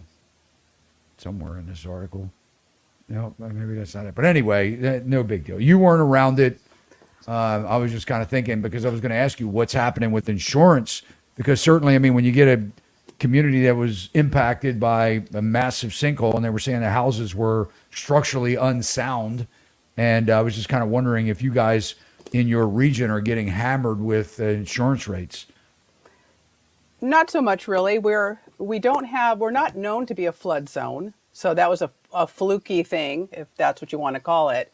So we don't have a lot of flood zones in Camarillo. A lot of our area is elevated. We actually have a lot of hillsides and a lot of that kind of structure. Then as you go out towards the ocean, it does flatten out, and we do have some areas that are flat. But overall, we're not really considered a flood zone. We're not even really in a fire zone either. So insurance here is not bad. We do have surrounding areas though where it does. They do have problems. They do have issues, and we did have some major flooding. If you've looked recently in Oxnard on this last rain, did you notice any headlines about that area? That's not too far from where I am. Okay. The Oxnard, yeah, we had major flooding on the last rain. They got 6 inches of rain in a 24-hour period. Wow. Which was unheard of, and Yeah. a lot of property damage there. Yeah. There's another article I wanted to ask you about that I found very interesting, and I wanted to find out if you knew about this program. And it was really right at the beginning of the pandemic, so I'm kind of interested to see if they were successful, if they squashed the program. But I found on vcstar.com, learn how the city of Camarillo is buying homes to keep them affordable. I've never heard anything like this before. But basically, do you know what I'm talking about? This project that they were working on? If they're doing anything like that, it's got to be one-offs. I mean, it's not like I haven't even heard of the city council actually even talking about doing any of this. Yeah, well, this was in yeah. 2020. This article Yeah. says affordable owner-occupied housing units provide a path to homeownership for those who can't afford market rate home prices. But when affordable homes are sold, they often convert back to market rate, reducing the number of affordable properties. It says the city of Camarillo hopes to keep its affordable homes from converting back to market rate through a new policy that allows the city to buy affordable homes when they become available and then sell them at affordable price. The Camarillo City Council approved the Affordable Housing Preservation Program policy at its February 12th meeting. So Yeah. What we have, and we've had it here for years, is we do have an affordable housing program, but it is so minimal. You're literally talking about them maybe having 1 or 2 or 3 homes that they purchase, and then they turn around and they get people into those low income. But it's so minimal. It doesn't even make a dent. It's hardly even noticeable, to tell you So the it truth. sounded good at the time. It sounds wonderful, but it's not anything at all, really. So tell us about, so are you getting people in your area? I mean, you hear so much about Californians leaving California by massive numbers. I mean, are you seeing that in your area? No, actually, in this area, we're getting a lot of people coming, believe it, from other areas coming in. We get quite a few people that actually come up from LA because we're so close. We're about depends on what part of LA, but an hour's drive, you're in the city. And I think one of the things that really impacted us with COVID was when they were able to do remote work. All of a sudden, we had people in LA who were living in apartments decided they needed a home and a yard because they were home all the time. They're going to be working from home. They didn't want to do it in a little 2-bedroom apartment. That majorly impacted us, and we've had so many people still moving up here because we still have that remote work going on. And so we're getting a lot of people coming up here for that purpose. I've moved people out of LA to our county just because of the crime and the homelessness. They don't want to live in that environment, so they're moving here. Is it really as bad as what we hear on the news? It's pretty bad. Yeah, you can drive down the freeway in most areas, and there's tents along the freeway. People just living right there off the on ramps and off ramps, and it's under the bridges, under the overpasses. It's not good. Yeah. So a lot of people are leaving the city for that, and coming here. We have homelessness, but we don't have it to that degree. Do you expect that it will get to that point? I mean, It's hard to say.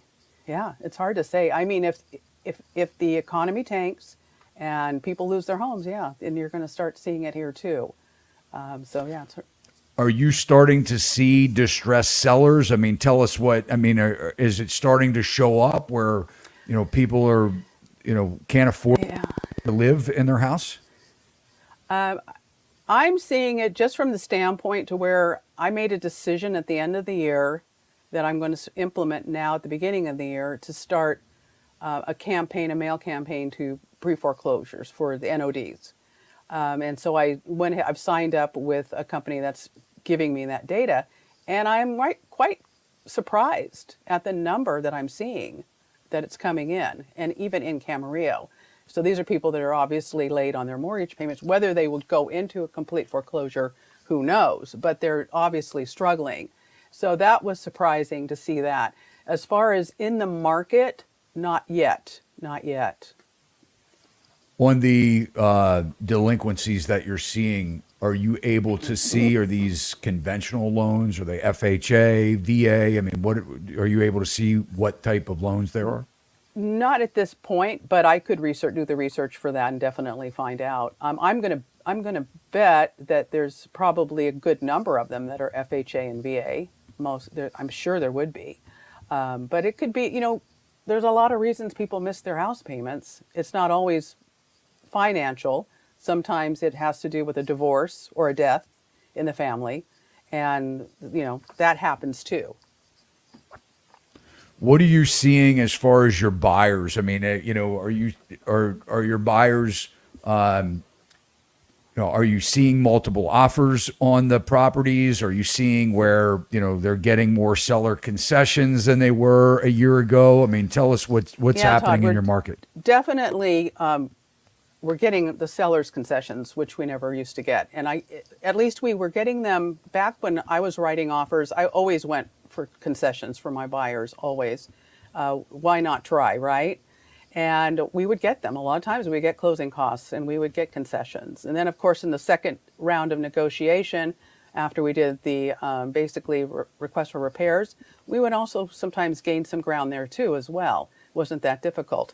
In these last couple years that we had, you could just forget that. That wasn't happening, period. In fact, we had a lot of people that would sell, and before we could even submit the offer, the sellers would say, oh, and by the way, we will not give you a dime for any repairs. You're taking the house as is. If you don't like that, well, then you can just move aside because we have 10 other people in line.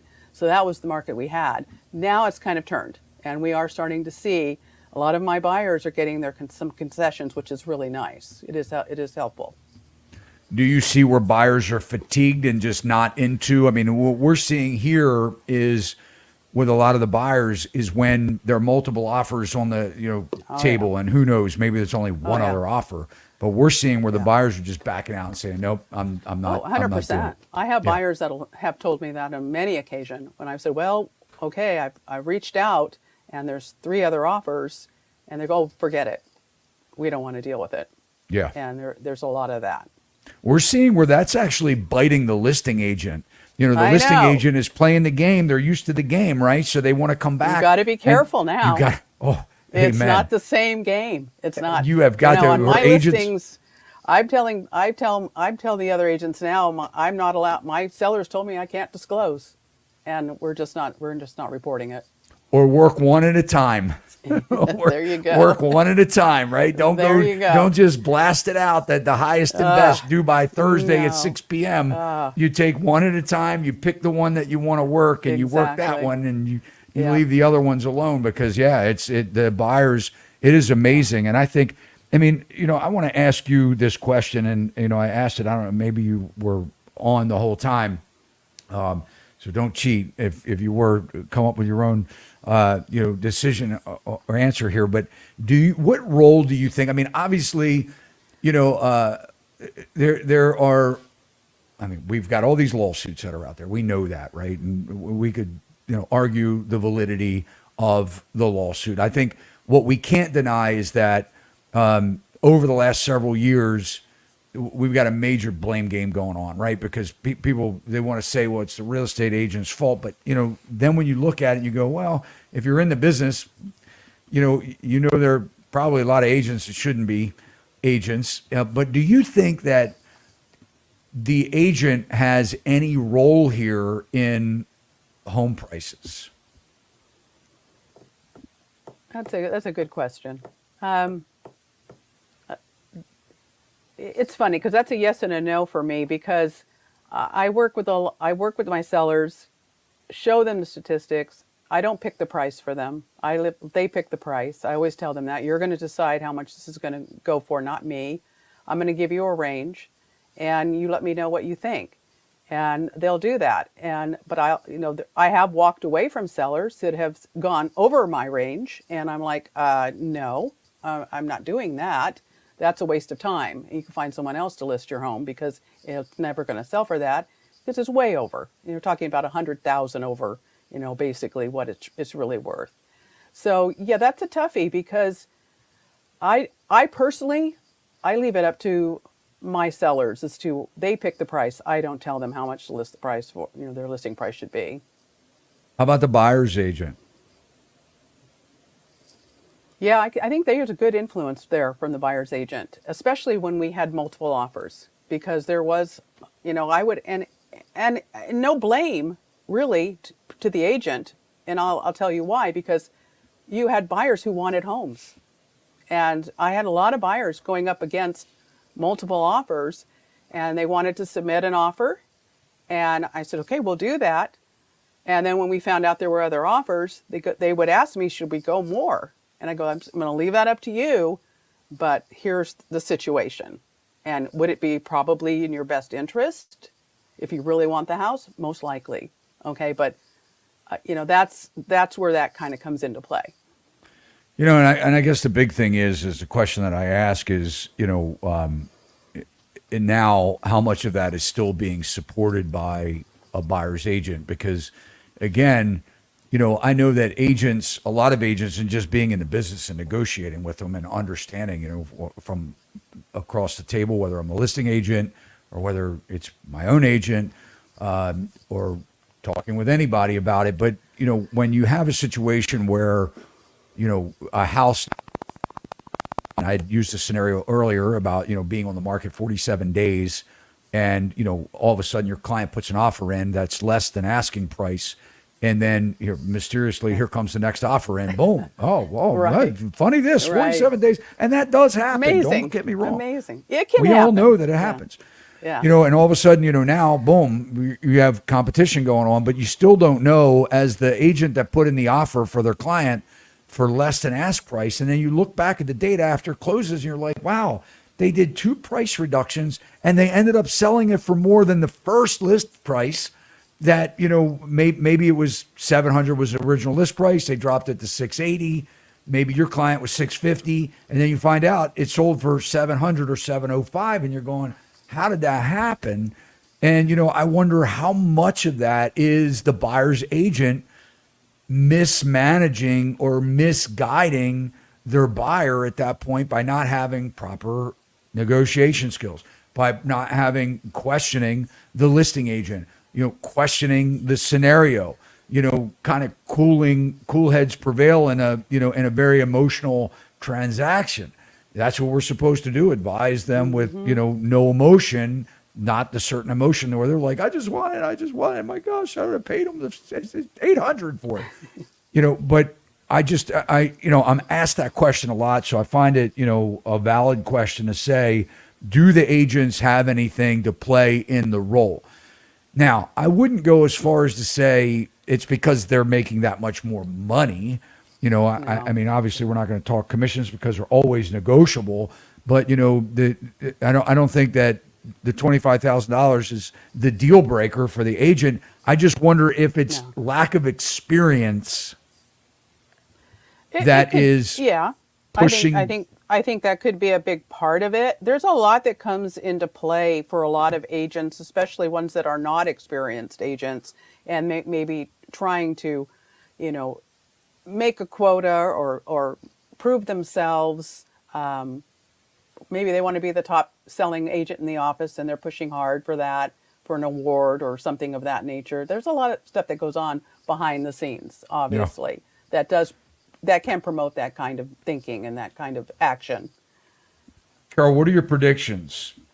What do you think? What do you think the 24 is going to bring? I mean, what are you telling buyers that are on the sidelines right now? I listen to both camps. I try to keep an open mind. I follow both sides of it. I've heard people that say we're crashing. Then there's the others that say we're not. I try not to make predictions with my buyers and sellers. I just basically want to be in the now with them and say, what do you need to do right now? Do you need to buy a house right now? Can you afford to buy a house right now? Does it make sense for you to buy a house right now? If you can answer yes to those, then maybe we should go ahead and look into this. But if you're stressing and straining and you can barely afford to do it at this point, would it be smart to do that then? And then I might advise, maybe you should wait, see where the market goes, where how it pans out. We're in some really crazy times, and that's all I can say about that. Really, unprecedented. I believe it's unprecedented times, and I think that I don't know that we'll crash necessarily in 24, but I personally feel there's a good chance we could by 25. But I can't predict it because there's so many different things that come to play, and then what is a crash? How big of a crash? who knows? Will we, and it's going to be different in every market too. I mean, right now in California, we are obscenely overpriced as far as I'm concerned. I mean, that median home that's 920,000 right now sold in 2012, 13 for probably $570,000. Okay, that's where we've gone in the last 10 years. And that's not normal appreciation. That's not 3% per year. That is crazy appreciation. So in my book, that's looking more like a 35% overvaluation in property values, if you do the numbers, if you do the math. Yeah, I So mean, how- if you look how- at how Dr. long- Schiller, I mean, it's even higher than that. I mean, he's Yeah, when I'm just looking at our area, and that house should be selling for like 650,000 right now. Right. If we were just going on 3%, 3%, 3% yeah, every year. which is a huge difference. Huge difference. So how long can we sustain this? How long can this go on? And a lot of people, they're like, oh, nothing's going to happen because prices are still going up, Yeah, but I always bring up that in 2006, prices in our area jumped 21% right before the crash. Everything was up 21%. And then the next year we were dead. It died. The whole thing started dying. Yeah. So it's really hard to predict what would bring that kind of a crisis on. The only thing that I could see would be job loss at this point, or a huge financial meltdown. Something similar to 29, maybe. But, which is it going to be? Or is it going to be both? I Might don't be know. both. Yeah, I think Might be if both. if you look at the probability of it happening, I think it's greater than not. I mean, it's just if we would have to inject liquidity into the market like we once again have never seen before, and I don't think that that's.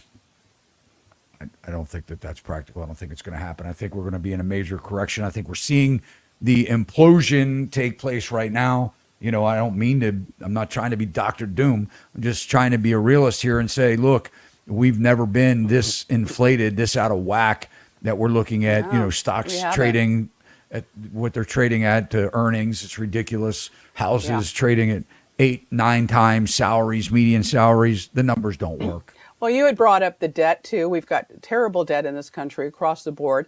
And then you had even mentioned the workouts, the FHA trying to do workouts with people right now.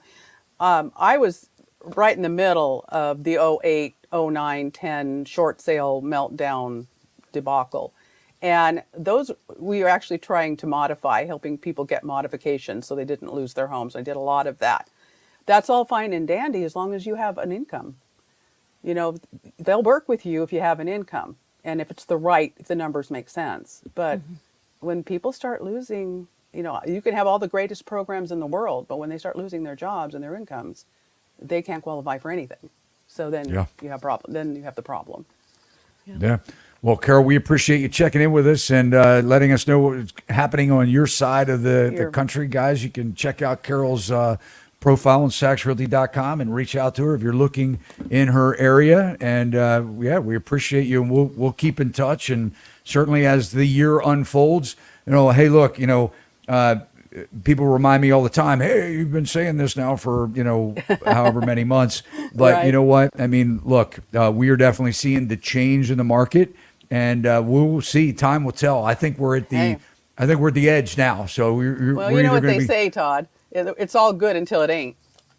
Everything Yeah. is good until it isn't. Until it That's ain't. exactly right. Yeah. Thank you right. so much, All right, Carol. Carol. All right. God Thank bless. you, We'll talk guys. to you soon. It was great We'll seeing talk you. to you soon. All Thank right. you. Good night. Bye-bye. All right. So from the West Coast there, and we have Matin up on deck here. We got Yeah. a super chat. You want to? Yay. Hi. Hey, Matin. What's up, man? What's going on? Not much. Thanks for having me. Appreciate it. Yeah, our Philly guy, man. I'm gonna come up and get a. It's funny. I was in Philadelphia the last time, and it was probably it was before the pandemic, and I went in and said, you have all these hoagie places, right? The cheesesteaks or Philadelphia cheesesteak hoagies, and I went in and asked for a sub, and the guy was like, "What? Get out of here, man! We don't call them subs here, man. They're hoagies, right?" Yeah, So, hoagies anyway. are grinder. Yeah. Yeah. A grinder, yes. Yeah, yeah. You know, and these little gas stations, these little like hole in the walls are the best places to get these hoagies, right? Yep, exactly. Yeah. So what do Yeah. you see going on in your market, man? We appreciate you hanging out with us and waiting patiently. What's going on in Philly? Yeah, of course. No, it's been very educational. So, out here, it's kind of a complicated market because it's a little bit like Tale of Two Cities, where we have Philadelphia, which the median home price is like 250,000, and then you have the suburbs within an hour outside of Philadelphia, where it has some of the like top school districts, and the average price is like 450. So it's really a lot. It's gotten a lot different in those two markets, and we service both. A lot of brokerages around here, they service the city and they service the suburbs with the good school districts, with the nice neighborhoods. And it's really become where in the city in the last year, there was a 7% price drop. But in the suburbs, it's been about a 7% price increase. So in the suburbs, inventory is still super tight. You know, in some of these areas where it's a really good school district, you might only see 5 houses for sale in an entire school district. And, you know, for every house, there might be still 5 to 10 buyers. So you're still seeing multiple offers. They're not running up the price as much. It might be going like 5% above the listing price, not like 10% as it used to. But in the city, it's the opposite, where there's a lot of people running for the door. There's a lot of investors that bought houses to rent out in the city near college campuses and all that kind of stuff. And they're having a hard time renting them, or there's too much crime and headaches. So it's kind of really two different markets, but you know, we still have the inventory problems that a lot of your other guests were mentioning earlier. When we go to Rocket Homes, and you know, I like this website, and I mean, I'm not endorsed by them by any means, but when I like the fact that they're mining data, and they kind of give us a lot better data than our own MLS does. I mean, it's so hard. You can't, I mean, they're making it even more and more difficult. I had mentioned in a podcast or two ago that I used to be able to very quickly go into Bright MLS, and you're using Bright MLS, and we could go in there and we could see at a glance what the latest update was to a specific listing, whether they had a price reduction or not, and how much it was and what the date was of it. Now I have to go to, it's a second step. I have to go to another page to find that data, and it's just a pain. It's like the associations, they don't want to make it easier for the agents. They want to make it more difficult because they don't want us to actually know what the real story is either. I think they just want to keep the agents as much as they can in the dark, and then they can't, strategize and educate the consumers. I mean, that's my take on it anyway. But when I go to rockethomes.com, I'm looking at the Philadelphia market here. And it says that the housing market condition is a major, probably if it could get any further down into this buyer's market indicator, it would. And since December, since year over year, basically it says that you guys have had off of a 256,000, median sold price, like you're saying there, $21,000 year over year negative decline, or 7.7%. And I thought it was interesting because when you look down at the per bedroom, the price by bedroom count, I mean, 4 bedrooms, almost 10% price decline. That's pretty massive. Are you saying that you had kind of mentioned that crime, do you attribute this type of decline to crime? I hate to say it, it's pretty much 100%. And I'm in the age group where like a lot of my clients are my friends. They're, young families, just having kids, just got out of college, young professionals. And they're all like, dude, I don't feel comfortable with my wife walking down the street. I don't feel comfortable with having my kid in a stroller in the city. And it's really a shame because I went to college in Philadelphia. I grew up there, born and raised in this area. And I love the city, but it is a shame what it's come down to. And I don't want to get into the politics of it, but there are a lot of rules and laws that it just seems like it's actually they're getting softer on crime, not where it seems like there should be getting harder on crime, which is really bizarre to a lot of people, but it's unfortunate. There's a news article on Philly. the Philadelphia Inquirer that was published recently. It says the Philly region is one of the top 10 housing markets to watch in 2024. This is according to the National Association of Realtors. It says after 2 years of subdued activity, the association expects the national housing market to do better in 2024 in the trade group's analysis of the 100 largest metropolitan areas. And we go down to this chart here. It has Philadelphia as number 3 in the country, Dayton, Kettering, Ohio, and Harrisburg, Carlisle, PA, and then Philly, number 3, with 40%.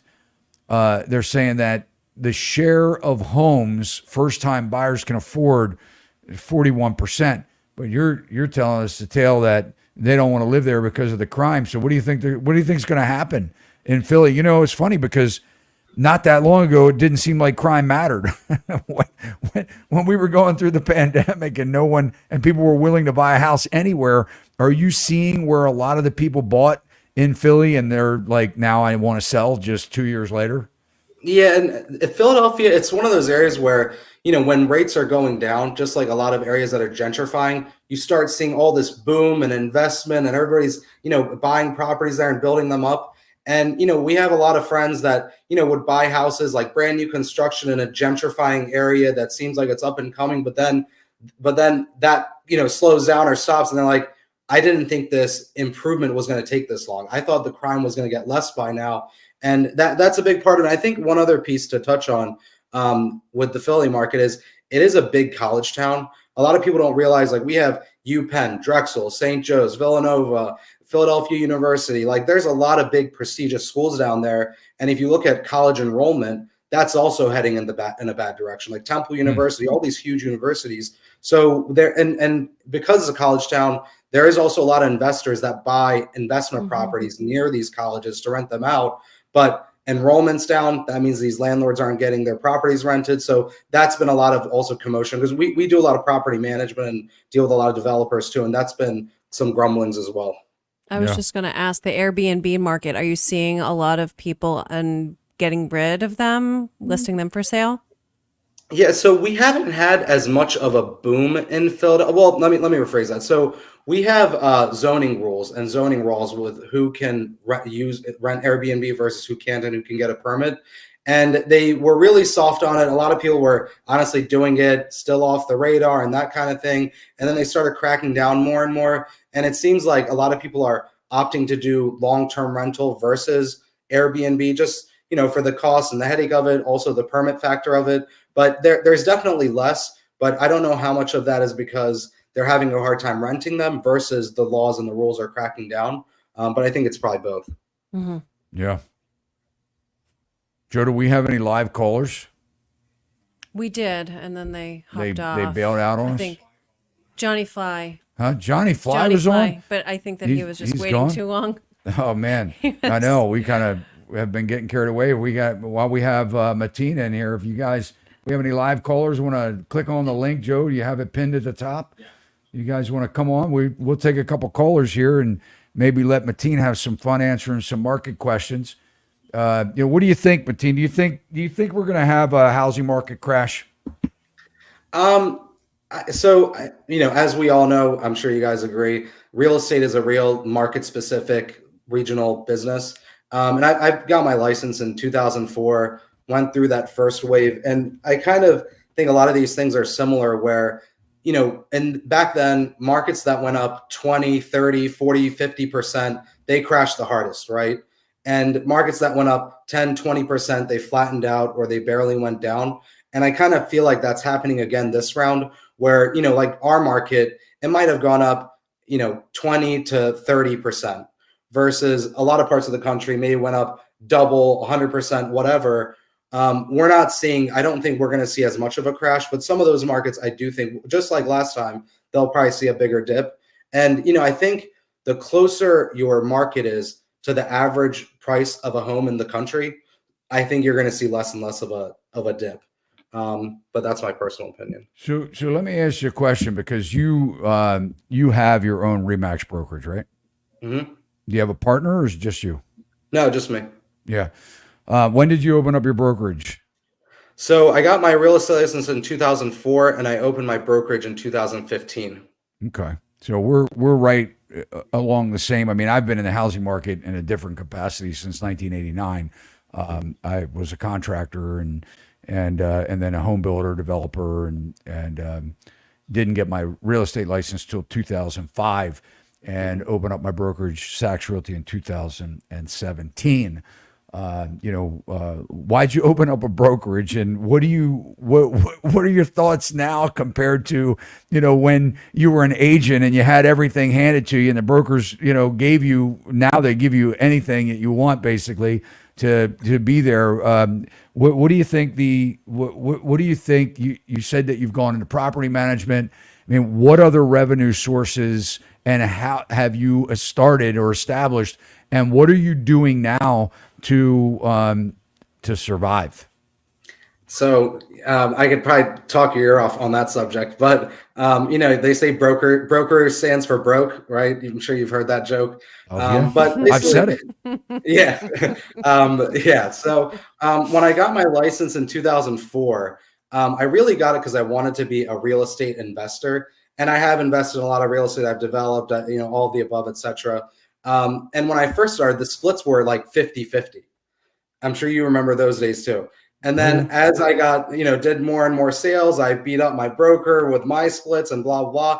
And then eventually, I was doing really good with my sales in our market. Remax approached me. I used to be a Keller Williams agent. Remax approached and said, "Hey, you're the kind of guy we're looking for. We want you to start a brokerage. It's, this much money, but you get 100% commission split and you'll be your own boss, blah, blah." So I took the red pill and I opened the brokerage.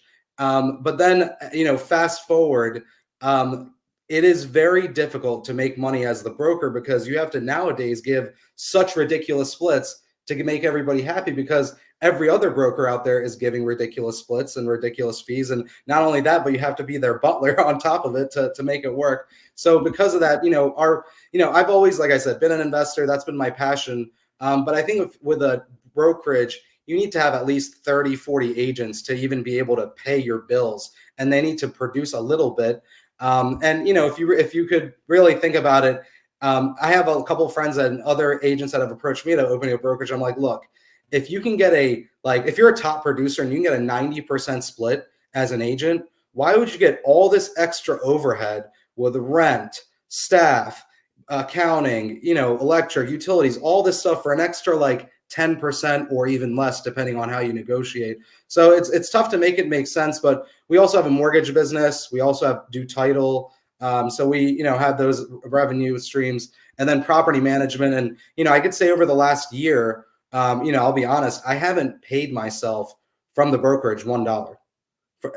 All my sales go into overhead and all the above, but the staff's getting paid, all that stuff. But from property management, we've been making a lot of money, and that's been a lot of income. And we're not selling ourselves short by saying that. I mean, we were in the top 5% of MLS last year. So we do very well. It's just, I think people underestimate how much it goes to the top and how much it goes to the agents. So not to talk your own, but yeah. Yeah, no. I agree. I mean, I think it's, I think it's, yeah, I'll keep my very stern comments to myself, but I think it's an industry that I welcome a revamping of this industry.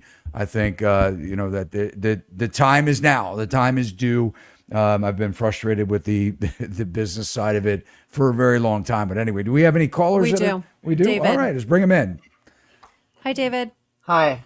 I had a question about Texas. If anyone heard about the Texas property tax? I hear you guys have outrageous property taxes. Well, I'm not in Texas, but they removed it. So they said it was mainly, they put it out to the voters stating that since you never really own your home, you're always paying taxes on it. Basically, you're renting from the government, and if you fail to pay those taxes, they can come in and seize it. So how do you think that would affect the property values in the future?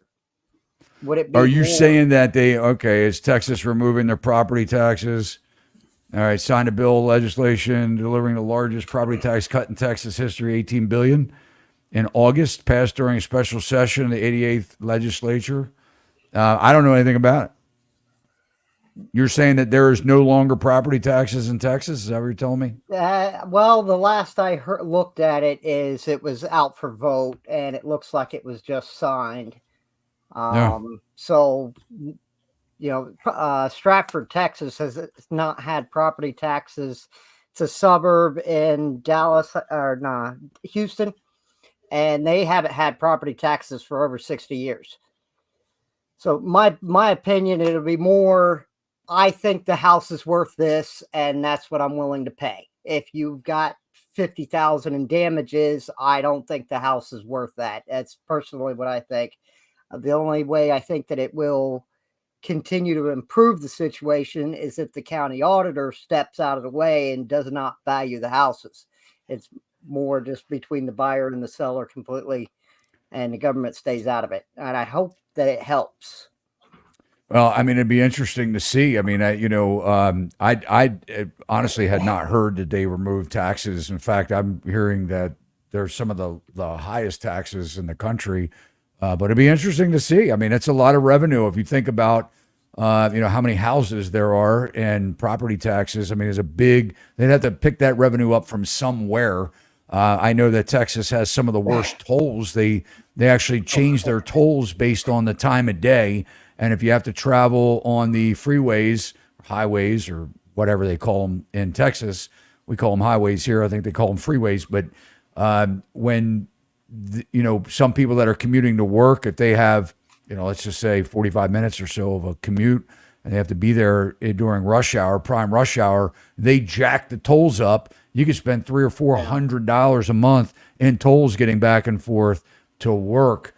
And but I don't know. I mean, it's interesting because, I think that property taxes, they have to get money from somewhere for roads, infrastructure, school systems. I mean, I do understand that, property taxes, there is,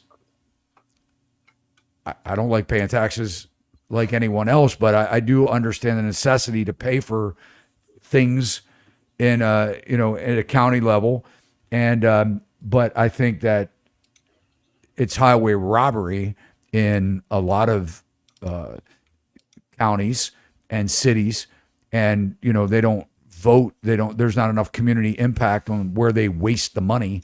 The fiscal responsibility is lacking, in my opinion. In many jurisdictions. In fact, I was just commenting on the amount of money that the county, locally here spent in building these outrageous playgrounds in a park. Now, I think playgrounds are great in public parks and things like that. But I mean, when they're spending $250,000 or $500,000 on a playground, it's like, okay, well, where was this on the, community vote for, spending this kind of money on a playground? I mean, it's just crazy that there's no responsibility in the money that they collect, in my opinion. But yeah.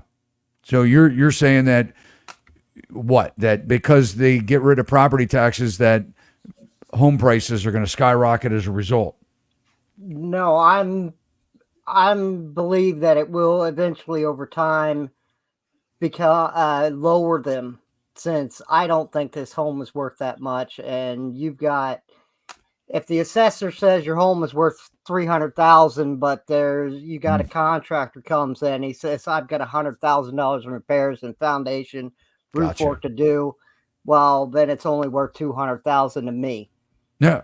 So you're saying going in with the condition of your home to the assessor and getting the price reduction based on the devaluing due to lack of upkeep. Right. And also, since the guy down the street sells his house for this, and you got companies coming in and buying them up, while this house that has been fallen in disrepair still, it's not affected when they do the average pricing, because it's an unfair system. The person with the least amount of land and the lowest price home pays more tax per dollar than the person with the highest value because they take the average and split down the middle. And then people with the high homes come down, low homes come up. Yeah, I know a lot of it has to do with tax assessments based on when it transfers too. A lot of people are protected by homestead tax credits. They can only raise the property taxes so much per year, of course, until you sell, and the next person comes in and overpays for your property, and then they get whacked with the new assessment. Yeah, I mean, it's, look, it's a valid point. I mean, maybe we'll be able to take our $100,000 in repairs and go to our local government, and they'll give us $100,000 of free money so that we can get our home up to snuff at the neighborhood to continue paying the higher property taxes. They might decide to do that. That is if the HOA doesn't fine you and take your home for not keeping up with the rest of the community, because they may just, foreclose on your home for you because you're, letting it fall down around you. But I mean, I don't know. It's interesting times, David. All right. Matin, what do you have to say about it? That's a good point. Yeah, I mean, David's got good points. Yeah. I mean, taxes in our area have gone up, in hand with the real estate prices, the home prices. So I would say it's, on average, they're about, the millage rate's like 1.25% here. So roughly about 1.25% of the home value is usually the tax rate in and around the Philadelphia area. But, and not to keep, ragging on the city, but, in the city, I just feel like it's some like Oompa Loompa throwing darts at a board for the home values, because, and we own and manage a lot of property in Philadelphia. And it's like, we'll have two properties right next door to each other. And one is literally 50% more than the identical property next to it. So, and then, there's this whole process of fighting it in the city to get it reassessed and all that stuff. And usually it's very obvious. You send them the comps and they reassess it. But it gets dragged out and it takes longer than it should. But yeah, unfortunately, some areas handle it a lot better than others. But, Philadelphia, not so good. But the suburbs, I would say they handle it fairly well. All right. Well, David, we appreciate you calling in. Thank you, David. It was a big show tonight. I mean, we Wow. got some super chats that we want Got to, some man, super I'm like, chats. I'm starting to We're going to fade bang these on out you. right now.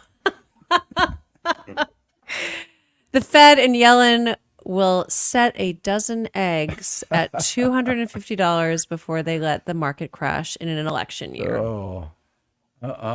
And thank you, David, for that. Yes. We got Patrick with another super chat. Thank you so much. Buyers would settle for smaller homes if it means owning something that's ours. Let's all go buy land in Montana and order a bunch of boxable homes. Man, you're going to love my Thursday night video. Yeah. I'm not about this. I am not about this. That is not the answer to, I appreciate you, Patrick, but I'll tell you what, man, if you see some of these tiny homes, they're $64,000, $65,000 for a tiny home. I mean, this is not like, and then, the cost of getting the land. I mean, you're basically emptying compostable toilets. I mean, you don't even, a lot of these tiny homes aren't even hooked up to sewer systems. If so, you have sewer hookups. I mean, this is not the answer to affordable housing, ladies and gentlemen, not tiny housing. We don't need a tiny home movement.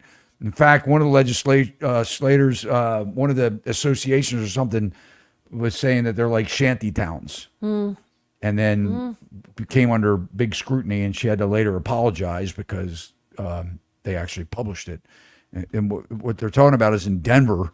Denver is actually, they're buying or creating these tiny home villages to give their teachers and bus drivers affordable housing. Like, what? It's nuts. What happened to the American dream, right? Right. I mean, you're going to have a 400 square foot tiny home. You're going to unbox your bed or your table and turn it into what?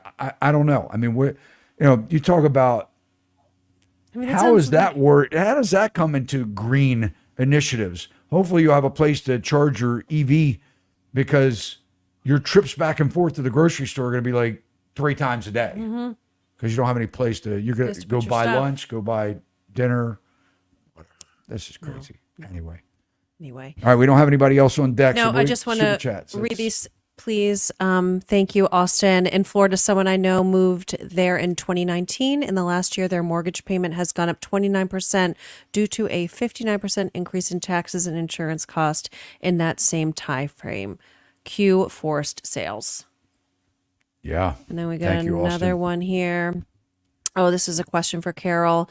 Insurers from major carriers have declared that they are not writing new policies. How do you think this will impact the macro market in California, not just by you? That's what I was asking, about the insurance. I mean, when you have areas that are prone to mudslides or sinkholes or forest fires or, roof damage, hail, wind damage, hurricane damage, Yeah. these insurance The list companies goes are on. pulling out Yep. and canceling policies. What does that do when you have a mortgage? Now your house is only worth, somebody can't get a mortgage if they can't get insurance. So your home is only worth what somebody can pay in cash. Mm-hmm. Thanks, Austin. We appreciate you. Yeah. Thank you very much. All right. Does that wrap us up? That wraps us up. All right, guys, we love you. We appreciate you. We are wishing you the best. Matin, here he is on our SachsRealty.com. Go check out his profile. We have one more that just popped Yeah, up. we'll do Let's- one more. Yep. All right. Before all listing would offer 3% to BB. Now I can't find one. All are 2% or 2.5%. With AI and new tech, will realtors be out in 10 years? Matin? I think you're always going to need, honestly, that human touch with a buyer's agent and a seller's agent. But, maybe there's a chance where it could just be one, which I feel like there's some conflict of interest there possibly, but I just don't see it where there's no human involved in the middle because there's just so many moving pieces with inspection, insurance, title, mortgage, closing costs. There's just way too many, I think, moving pieces to be able to trust a instruction manual or a robot to kind of handle it all. So that's my opinion. Yeah, I think that what we'll see, I think we're going to see a complete revamping of the way that this business transacts. I think that in the States, and this is just my own humble speculation, I think that buyer agents will probably be on their way out. I think that buyer agency is a relatively new thing. I think it started back in the 80s. I could be wrong. Maybe it was the early 90s. I don't know. Matin, do you know? Do you remember? I forget. I think maybe it was 91. Maybe it was 88. I don't know. Buyer agency, not all states have dual agency. And what that means, dual agency, and I'm not talking about a broker. I'm talking about a realtor, a salesperson. In many states, it is not lawful for a realtor, which I agree with, for a realtor to actually represent a buyer and a seller in the same exact transaction. So what they did was they said, that's not fair. Buyers should have their own agent. And they came up with buyer agency, where the buyer has their agent and the seller has their agent. The fairest way, in my opinion, if we're transacting the way that we should as fiduciaries. That rarely happens, in my opinion.